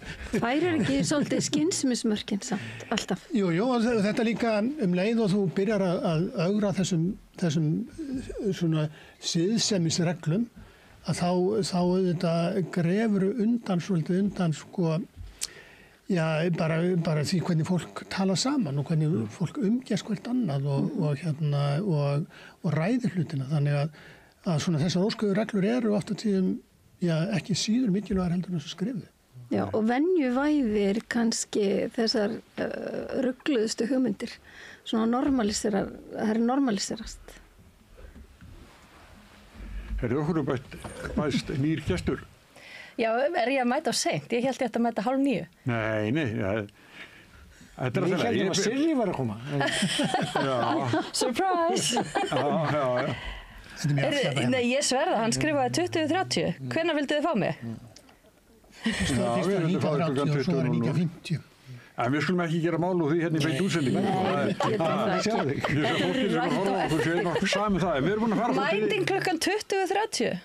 Smári. Sagði Smári. Ég saklaus. Já. En við erum búin að tala svolítið náttúrulega áganginn í þinginu. Já, ég get rétt ímynda mér þegar ég er búin að sitja þenni klukkutíma. Nei, hálftíma. Já. En sástu þetta í morgun þegar Kristrún hélt ræðina sína? Ég sá það, heldur betur. Og hvað fannst þér? Já, mér fannst þetta bara óttalega svona hádramatískt leikhús sem að þarna fór fram. Ég held að dramatíkin hafi verið dálítið langt umfram tilefni fannst mér. Já, ekki bara út af því sem að Hildur gerði kvöldi áður, heldur bara, það ekki, hvað langt á milli til dæmis í veiðigjaldafrumvarpinu. Já, en allt eitthvað tal að verja lýðræðið, Orrustanum Ísland, sagði... Já, lýðveldið, ég bara átta mig ekki alveg á þessu. Ég myndi halda að það væri talsvert alvarlegri hlutir en eitthvað málþóf sem hefur þekkst lengi. Þetta er aðalega veiðigjaldafrumvarpið, það hefur kannski verið eitthvað í bókun 35 en náttúrulega hvergi nærri þessu. Við hefum það kannski bara eftir. Já, ég ætla ekki að spá fyrir það. En máli er það að það þurfa að vera málamiðlanir. Það virkar ekki bara þannig að meirihluti ræður og ég fæ það sem ég vil. Þingræði virkar að það er ástæða fyrir því að við erum með þetta fólk að mæta í vinnu sem í stjórnarandstöðu. Að þegar síðan það kemur þessu þinglokum þá eru alltaf málamiðlanir. Þú hefur séð fjölda forsætisráðherra, þú hefur séð í þinglokum þar sem verið að taka mál aftur heim í hérað og uppfærið og svo framvegis. Það var ekki venlega innan stjórnarinnar síðast. Voru einhverja málamiðlanir við stjórnarandstöðuna í síðustu 7-8 En það er nú ofta, og það er nú alveg mjög algengt að séu málamiðlanir á milli líka við hina flokkana. Ég meina Katrín Jakobsdóttir var gangandi á milli manna í málamiðlunum, ekki bara í stjórninni. Það er ekkert víst að allar málamiðlanir fljóta upp á yfirborðið. Nei, en ég held að ríkisstjórnin er búin að gefa alveg út að veiðigjaldamálinu, þar verður ekkert samið. Það ætla bara að fá það í gegn. Já, og þar erum við að tala risastórar kerfisbreytingar og maður heyrir það að þarna inn á þinginu, ég upplifi ekki stjórnarandstaðan sé á móti því endilega hækka veiðigjöld, en það er hvernig þetta er gert, hversu hratt þetta er gert, hversu mikill anstöðu þetta hefur mætt hjá sjávarútvegssveitarfélögum. Þau eru öll með tölu á móti þessu frumvarpi. Maður hugsa hvers vegna ekki bara staldra aðeins við. Þetta kjörtímabil er 4 ár. Þetta ár er rétt byrjað. Hvað gerði þetta fólk þegar til dæmis Akranes, Þingeyri, Flateyri, Patreksfjörður, Hólmavík, Hvammstangi, Skagaströnd og svo áfram austur mistu allt frá sér í þessu? Þá var það bara þannig. Og þá sagði engin eitt, heldur bara einhverjir seldu kvótan bara og fóru með penningin og samfélögin þau fyrirverandi þá sjávarútvegs sveitarfélög. Þá var ekki búið að stofna hagsmunasamtökin? En þú veist, þetta ekki spurningum á að hækka veiðigjöld eða ekki, að það að banna einhverjum að hækka veiðigjöld. Málið þarna bara frumvarp og ég búin að skoða það óbúslega vel sjálf. Ég búin að fara í útreikningana. Ég komin að þann stað að þið geti hendið með verði, kílóafjölda og ég skal reikna út veiðigjald fyrir ykkur. Ég komin þangað. Ég búin að liggja yfir þessum útreikningum. Þetta kalla eftir að þið fái lengri aðlögunatíma að því áður en það verður lagt á? Nei, ég kalla bara eftir þetta frumvarp sé betur unnið. Það bara skítamixið sem á sér þarna stað inni í þessu tæknilegum atriðum á bakvið, þau eru engu lík og í stað þess, ég segi bara af hverju ekki að segja bara ok, það fyrir þessa 5 tegundir sem eru síld, kolmunni, þorskur, ísa og makríll, að af hverju ekki bara að segja, ok, þetta viðmiðunarverð sem við erum með hérna núna, það erfitt að verðilega geta rétt. Þau eru í mestu vandræði með þessi norsku verð, þau eru í vandræði með, búin að gefa einhvern afslátt af makrílnum sem samt ekki nægilega mikið miðað við þær upplýsingar sem hafa borist verðmæti hans. Þetta eitthvað svona, það erfitt að finna, það getur engin staðin upp og sagt þetta hið eina rétta verð. Segja bara, við trúum því að það viðmiðunarverð sem við erum að miða við, sem þessi lína sem OECD hefur lagt og hvaðina, við teljum að fyrir þessa 5 tegundir að þá sé þetta vanmeta það. Og af þeim ástæðum ætlum við bara að hækka veiðigjalda hlutfalli á þessar 5 tegundir. Gera þetta bara clean cut, ekki vera að fara út í það að breyta verðunum, lenda síðan í því að það komi keðjuverkandi hækkun á allar aðrar tegundir líka út af því og þá fara þeir í það að stoppa í það gat með því að miða við gamla verðið í kostnaðinum á gömlu tegundunum og þannig að þá ertu alltaf á aðra höndin að koma gamla verðið og nýja verðið og hagnaður reiknaður sem mismunar af þessu tvennu. Þú ert nú hagfræðingur, þetta meikar engan sens, þetta tóm tjara og það færi betur á því að þau myndu bara fara með þetta frumvarp aftur, vinna það aðeins betur og koma með það seinna, ræða betur við sveitarfélögin, koma með áhrifamat gagnvart sveitarfélögunum, þannig að það eru gríðarlegir hagsmunir og það eru ekki að tala um einhverjar ríkar fjölskyldur, við erum að tala um brothættar byggðir á landsbyggðinni. Þetta bara ábyrgða hlutur og ég bara skil ekki hvað þessi ríkisstjórn forhert í því. Ég skil það að vissu leita því að þau eru búin að vera svo digubarkarlegar yfirlýsingar að þau bara get ekki bakka. Þetta orðið spurning um ego, þetta ekki orðið spurning um neitt réttlæti. Ef það væri eitthvað réttlæti þá myndu þau segja, herru, við kannski bara skoðum þetta aðeins betur. Hleypum hérna mikilvæga málum í gegn sem allir eru að vinna að og allir eru samtaka ekkert málþóf, klárum þessi mál, vinnum þetta bara aðeins betur og gerum þetta í meiri sátt. Þú talar alveg eins og þeir í málþófinu. Það? Ég lærum að þetta og hlusta á málþófinu. Ég er búin að hanga náttúrulega vandrarlega mikið en niður í þingi, kannski úr það samtuna.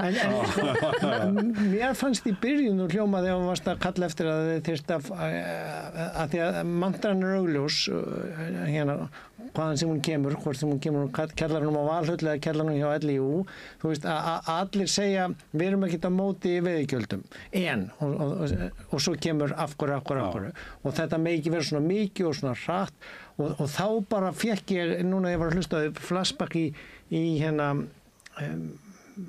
frétt frá tíði síðustu ríkisstjórnar, hana síðustu 7 ár, þar sem að ríkisstjórnin stóð fyrir því að það voru milduð áhrifin þegar það komu reglur, hvort sem það komu nú frá Evrópu eða annar staðar, á heilsalan fyrir nikotíni fyrir börn, nikotíni í nammiumbúðum sem fór úr því að flytja inn 5 tonn upp í 500 tonn af nikotíndóti fyrir börn og það mátti ekki setja á hann hamlandi reglur að hafa þetta fremstu búðakassana.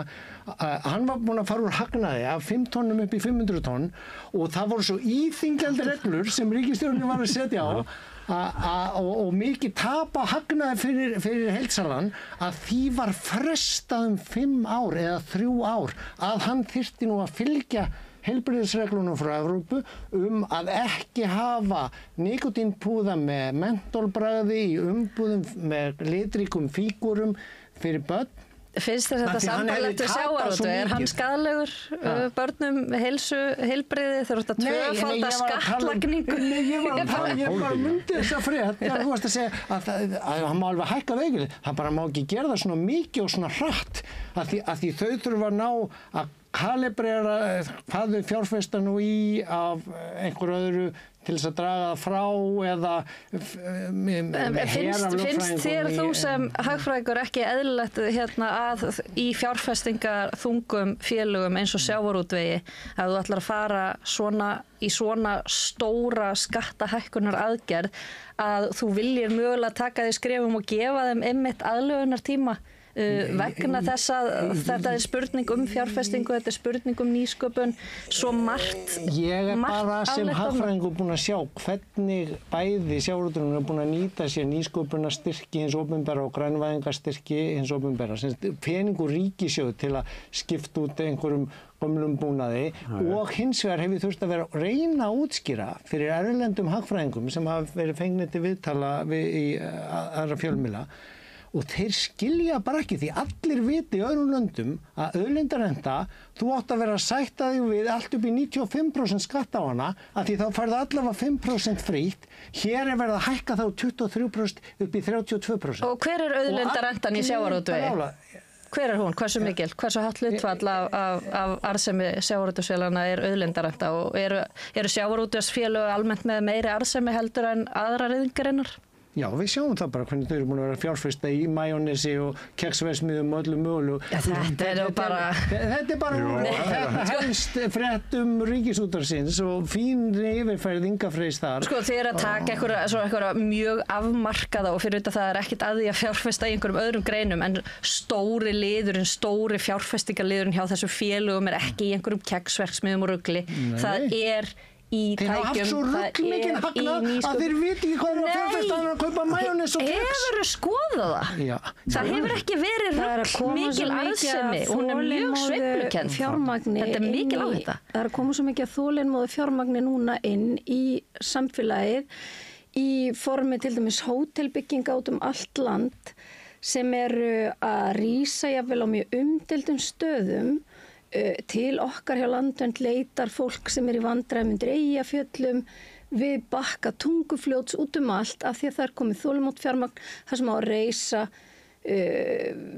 bara 400 manna hótel og öll þessi spö og allt þetta og þessi peningar koma inn úr akkurat þessum risafyrirtækjum sem að geta látið svona malla og samfélagin eiginlega þannig að það er ekki jafnvægi í stóra samfélaginu sem er bara allt landið og þetta fjármagn það í rauninni þetta eru ekki háar fjárhæðir sem verið að rukka þessa grein og þetta er leiga og þetta er bara eins og ég hækka húsaleguna hjá mér eitthvað aðeins bara til þess að tvöfaldar hana Nei, ég þarf að hækka hana kannski til þess að borga hita, rafmagn og alls konar svona af eigninni. Þetta er ekki 70% hækkun sem við erum að tala Þetta er tvöföldun. Það er eitthvað á Reykjavík, eitthvað starf þar bil, en það er gríðarleg hækkun á skattheimtu. Þetta er tvöföldu veiðigjalda og svo greiða þeir skatta og annað ofan á það. Þetta er, og þið sjáið það að þarna eru fyrirtæki sem eru að stíga fram, sem segja bara, við munum ekki skila hagnaði. Við munum ekki skila hagnaði. Það er veiðigjöldin. Þau munu dragast frá sköttum. Þetta er kostnaður við rekstu fyrirtækisins. Já, það er einmitt máli. Veiðigjöld eru ekki tekin af hagnaði félagana. Eins og það er ekki þannig að það er eitthvað fyrirtæki sem skilur þessum hagnaði og svo er tekið prósenta í veiðigjöld af því. Þetta er tekið áður sem þýðir það að þessi skattur getur étið upp hagnaðinn og hann getur sett þau í mínus. Það er ólíkt við tekjuskatt. Sko, ég held að þetta mál snúist í sjálf sér, þetta snýst margt sko og það eru greinilega auðvitað að skipta skoðanir frumvarpið sjálft og það virðist vera þannig að meirihluti landsmanna er fylgjandi þessu frumvarpi og samkvæmt skoðanakönnunum, það deilum það og meirihluti þingsins er fylgjandi þessu. Það eru öll frumvarp sem eru lögð fram á Alþingi Íslendinga skapa deilur, menn eru ekki sammála um þau. Og bara spurningin er svo, er það eðlilegt að hluti þingmanna sem að telur að frumvarpið svo vont, ef að það var alltaf þannig að þeir þingmenn þeir þingmennum sem finnst frumvarpið vont, get bara alltaf stoppað þau og allast til þess að það sé sami. Má ég nefna dæmi slíkt? Útlendingafrumvarp frumvörpin, hversu oft ég held að það hefur verið lögð fram 5 sinnum og minnihlutinn spyrnti á móti og þau fóru ekki í gegn og það var enginn sem að saka neitt andlýðræðislega tilburði við það. En það var ekki málþóf sem olli því, væntanlega. Ég held oftast hafi verið með útlendingafrumvarpi þegar það var ekki meirhluti fyrir því á þingi af því að hérna stjórnarflokkarnir voru alltaf svo ósammála. Það var nú það held ég sem að stoppa þau frumvarpi en ekki. Og ég held að það sem auðvitað oftast hefur gerst í svona málum þegar samið svona, það bara einfallega ekki meirhluti fyrir þeim. Og útlendingamálin eru bara þannig að það bara afskaplega erfitt að finna nokkur meirhluta í nokkur staðar þannig. Ég held að sé samt alveg miklu algengara að það sé málamiðlanir þrátt fyrir að það sé meirhluti fyrir þeim. Nei, sko málamiðlanir eru innan stjórnar. Það mjög sjaldgæft að þessi málamiðlan á milli síni. Það er sjálfstæðisflokkurinn óvanur í stjórnarandstöðu. Þau bara ráði ekki við það fyrir stjórnarandstöðu. Til hvers stjórnarandstaðan þá? Til hvers hún þarna? Ef að hún algjörlega áhrifalaus. Hún á berjast fyrir síðan. Það taka þingi í gíslingu. Þingi þingi ekki gíslingu. Ef það frumvarpið svona svakalega vond, þá kemur væntanlega í ljós að þessi lög mjög vond og þá bara græðir Sjálfstæðisflokkurinn á því næstu kosningum. Þannig virkar þetta snýst meira atkvæði. Sjálfstæðisflokkur græðir að því í næstu kosningum, en hvað verður þessar byggðir? Það tjón sem að svona getur valdið ef þetta ekki að vel athuguðu máli, ef að áhrifin á sveitarfélögin og fyrirtækin þar innan og þessi litlu samfélag þar liggja ekki fyrir, þá verða þau áhrif ekki tekið svo glatt tilbaka og samþjöppunin á sér stað. Þegar aðrar byggðir urðu fyrir svona áföllum, þá sagði þetta fólk ekki nei. En þú sagði hræðsluáróður, ég verð að staldra við það, eru öll sjávarútvegssveitarfélögin, eru þau öll að stunda eitthvað hræðsluáróður í sínum mótmælum gegn þessu frumvarpi? Það ekki búið að taka tillit til þeirra. Það ekki búið að taka tillit til þeirra og þetta eru öll sjávarútvegssveitarfélögin, samtök sjávarútvegssveitarfélaga, þau eru öll að biðja, þau eru ekki á móti þessu per se, en þau eru að biðja að hér sé hægt á, staldra við og máli sér betur unnið og kalla eftir þessu áhrifamati og að hlusta ekki á þau og láta þess að þau séu bara einhver þriðji aðili vegna þess að þau greiða ekki veiðigjöldin beint. Þetta er bara kjánaskapur og þetta ekki hræðsluáróður. Með alls konar skoðanir, sko. Og bara öll sjávarútvegssveitarfélögin. Já, það bara fjöldi fólk sem býr í öllum þessu sveitarfélögum sem deilir ekkert allt sömu skoðun. Það eðlilega. En stjórnsýslan, en allir sem eru í stjórnsýslunni þar, í sveitarstjórnunum þar, að þeir eru bara allir í einhverju, fulltrúar einhverja 5 fjölskyldna. Það sem við erum að segja það. Það er það hér, en það er samt þannig að það þarf ekki að vera einugum meðal íbúa í sveitarfélagunum. Og hann það ekki, ég myndi aldrei fullera það að allir íbúar í þessum plássum, en ég að tala sveitarstjórnirnar þarna, þær hafa áhyggjur af því hvaða áhrif þetta muni hafa þeirra tekjur þegar að fleiri milljarðar á ári eru teknir út úr þessum samfélögum, hvaða áhrif mun þetta hafa? En sko, þessi peningar í þessum samfélagum? Nei, það bara snúa öll og haust. Það eins og eftir vinnu og öll í júfi málflutningi. Nei, ég það ekki. Þetta áróðustækni sem ætti að fá velun í mark eða viðskiptaráðs. Að benda á að sveitarfélögin vilji hægja á þessu ferli. Hvaða áróður eru því? Það búið að hóta sveitarstjórnarmönnunum bara eins og var gert hér og þekkt og vita, ég held að sé til skjálfest að sagnfræðingarnir hljóta að fara að vinna upp úr því bráðum. Bara þegar að tiltekið útgerðarfélag í tilteknum bæ í Norðurlandi hótaði bara að leggja næsta bæ í næsta firði í eyði ef að þeir fengi ekki, sko, þú veist, þetta aftur sýnir völd peningana sem eru komin út fyrir svo mikinn þjóðaborg á Íslandi. Og sveitarstjórnir sjávarútvegssveitarfélaga, þau eru undir þessum áhrifum, bara öll í sínum umsögnum. Það búið að beita þeim í að hræða þau til þess að, og það búið að nota RÚV til að kalla saman einhverja svona afkáralega og hópfundi í beinni útsendingu þar sem að sko verið að keyra þennan málflutning í gegn meðan að staðreyndin eru þær að sveitarfélögin tapa ekki fjárfestingu. Það er margbúið að fara yfir þetta í greinum vísbendingu og fleiri miðlum.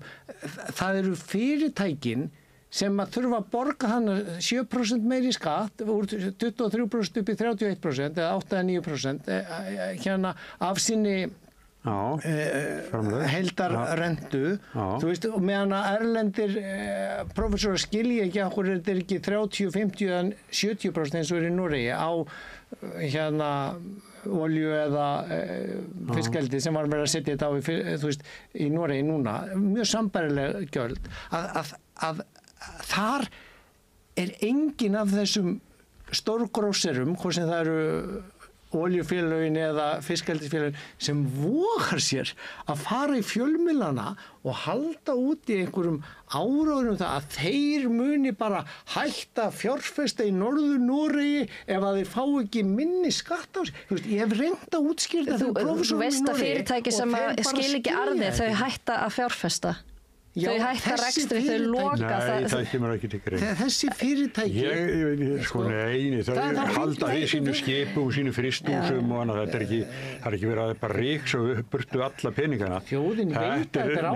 Þetta er ekki, ég er ekki að segja öll fyrirtæki loka, en það eru fyrirtæki og það eru bara útreikningar sem að liggja fyrir, sem að eru að lenda neikvæðu megin við línuna, þau eru að fara að skila tapi. Miðað við síðustu ár. Þetta er bara svona. Ég meina, þið getið hlægið bara. Þetta er alveg það. Það búið að vera reyndar Þetta er eins og við erum eins og sem í málþófi í þinginu. En Guðmundur Halldórsson, prófessor, hann er farinn. Hann þurfti að mæta í fréttatíman hjá RÚ, held ég. Hinn í sjónvarpsstöðinni. Já, hinn í sjónvarpsstöðinni, já. Og en við getum ekki að tala aðeins umhverfismálin og Garpsdalinn, það sem er búið að gefa heimild fyrir. Kristín Helga, þú ert umhverfisinni mikill. Já, ég sit í stjórn Landverndar og við erum bara með alveg ótrúlega mörg mál að borði núna og það er bara eiginlega einhvern veginn svona eins og sumarið í tíminn fyrir alls konar svona vitleysu og þessi yfirlýsing frá orkuráðherra, ég vil nú ekki kalla hann umhverfisráðherra, þjóðin hefur nú verið án umhverfisráðherra mjög lengi, en yfirlýsingin hans að hann styðji og mæli með því að Garpsdalur fær nýtingaflokk sem vindorkuver náttúrulega alveg sturlað vegna þess að í fyrsta lagi liggur ekki fyrir heildar orkustefna vindorku í landinu. Og það er lengi búið að kalla eftir henni og hún liggur ekki fyrir á meðan eru einhver á 50 vindorkuverkefna einkafyrirtækja erlendra sem að liggja á borðinu og allt í einu dettur honum í hug að mæla með Garpsdal sem bara í fyrsta lagi er ekki ákjósanlegasta hugmyndin af öllum þessum sturluðu hugmyndum vegna þess að Garpsdalur tilheyrir nú Reykhólasveit og er bara afskektur, það er ekki innviðir þar fyrir hendi, það er langt í tengivirki og þannig að það er gríðarlega dýrt verkefni.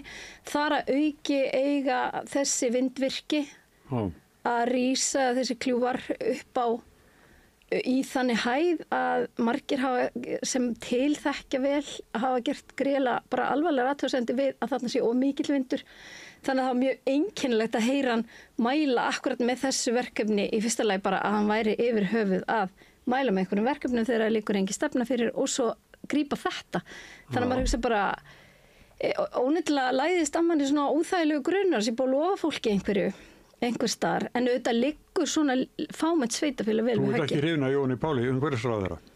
Nei, ég er það ekki. Ég líti ekki á hann sem umhverfisráðherra og í rauninni er það þannig á þessum síðustu tímum að við erum bara bæði sem land og þjóð og líka bara sem heimsbúar stöndum fram fyrir því að loftslags- og umhverfismál eru mikilvægustu og alvarlegustu mál allra tíma núna sem við lifum og við erum ekki með sjálfstætt umhverfis- og loftslags- og náttúruverndarráðuneyti og þannig að og við höfum ekki haft það lengi og það er gríðarlega mikil þörf á því núna og sérilega af því þessir málaflokkar sem eru þarna á sömu hendi bara orkuráðherra talar við sjálfan sig í spegli þegar hann ákveður hvað verður umhverfismálin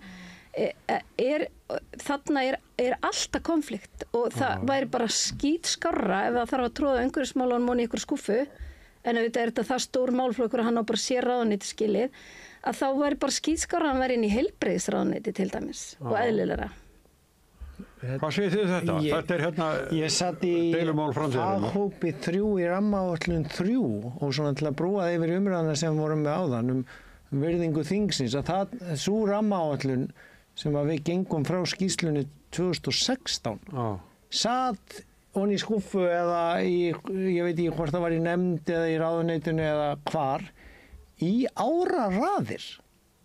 Þannig að það var nú ekki meiri virðing en svo fyrir sérfræðingavinnu þar þá en sem sagt síðan var drifið í að því og úr því varð síðan skyndilegur orkuskortur að því ekki það hefur verið gert í áratug eða svo í virkjunarmálum en þar eru 4 faghópar og svo gerð áætlun og svo sett í 3 flokka, nýtingaflokk, verndunarflokk og svo þessi byggðflokkur sem að þá hugsaður til framtíðar eins og ég skildi en ekki í einhverjum samningum inn í ráðuneytinu eða inn í þinginu að taka í og úr byggðflokki og setja í nýtingu nema að þú væri þá búin með allt í nýtingunni sko. En þannig svona bara lógisk hugsun út frá En vantar okkur ekki meira rafmagn? Nei, til þess að gera gagnaver, það nú bara í Hagstofu tölunum síðast, til þess að gera gagnaver fyrir Ísraels menn að vinna úr, að rekna hvernig þeir hitti börnin nákvæmlega beint á milli augnanna með skotin sín. Það helsta fjárfestingin á baku hagvöxt á Íslandi gagnaver Ísraelsmann á Íslandi. Það auðvitað örugglega orkuskort. Það kom athugasemdir fyrir þessa ræðu. Já. Er það ekki? Við þurfum meiri orku. Það bara þannig að það hlæja bara mér, það allt í lagi. Nei, það bara fínt. Bara góður hópur. Við þurfum meiri orkuskortsumræða var í liðin. Meira segja forstjóri Landsvirkjunar hættur að tala um orkuskort. Það allir einhvern veginn aðeins farnir að róa sig þar vegna þess að þetta snýst bara að gefa garðan og alltaf að fylgja eftirspurn. Röðin á tröppunum, hún klárast aldrei. Við þurfum meiri orku til þess að lífskjör aukist að það þarf hagvöxtur aukast að það þarf verðmætasköpun aukast og við þurfum orku. Við getum ekki verið í þessu ástandi. Hvað rammaáætlun varðar af því þú komst inn á hana að þá hef ég bara ekkert verið sérstaklega hrifin af því fyrirkomulagi. Þetta fyrirkomulag sem að svona dálítið tekið frá Noregi eins og það var upphaflega hjá þeim en sko áður en þeir innleiddu það að þá, þú átt eftir að elska þetta, að þá var sérstaklega tekið í sundur verndin og orku nýtingar áætlunin. Verndin, það bara eitthvað sem átt að taka hlut, bara horfa á landið og þú þarf bara að taka upplýst ákvörðun hvað þú vilt vernda og hversu langt á að ganga í þeim efnum. Það bara eitthvað sem á að liggja til grundvallar og svo ferðu í það að meta virkjunarkosti. Að vera með þetta svona saman, það kallar bara á einhver hrossakaup þar sem að það verið að nota vernd þennan, virkjum þennan og þá fyrir þessi vernd og þá verður pólitík inn í ákvörðunum. Ákvörðunin byggir þá ekki lengur á því bara, það eru góðar ástæður fyrir því að vernda þetta. Þetta verður hrossakaup. Og þess vegna, ef ég réði einhverju hér, þá myndi ég slíta þetta tvennt alveg í sundur. Við verðum að fara að hætta þessu. Ég er á eftir við hættum, þá er það Gunnar Smári og gestur hans er Páll Hjálmtýsson. Þannig að það er sem tekur dagskráin heldur áfram. En ég er þekktur fyrir að rugla saman nöfnum. Ég veit að Guðmundur Halldórsson er farinn. og Kristín Helga Gunnarsdóttir situr hérna og svo er það blessakaldin Ásgeir Brynjar Torfason. Þú manst ekkert hvað ég heiti? Nei, ég maður ekki. Andrea Sigurðardóttir. Andrea, já, ég var að reyna að googla þið svona, og blaðamaður Morgunblaðinu. Blaðamaður Morgunblaðinu. Að mér, þegar við Smári vorum að undirbúta þá var allt önnur kona sem ég átti vona á hérna, En ég sá því þetta kannski átti ég að vera hjá honum. Hann sendi mér skilabóð þarna að koma 20-30. Hann er bara heima að hlusta á okkur. Já. En er þetta búið að vera bara gaman? Æðislegt. Við fórum ekki í Hvammsvirkjun, en við gerum það bara næst. Já. Þú verður að hlusta á byrjunina, hvernig við vorum búin að hitta upp fyrir þetta. Svo kem ég bara... Var þetta allt bara svona rosalega lágstemt og allir rosa sammála og svo kom ég bara... Það verður svo spælt að hafa ekki verið í fyrripartinu. En þetta er búið. Takk ykkur fyrir komuna og ykkur sem horfðuð á okkur og það er eftir Páll Hjálmtýsson og Gunnar Smári Egilsson.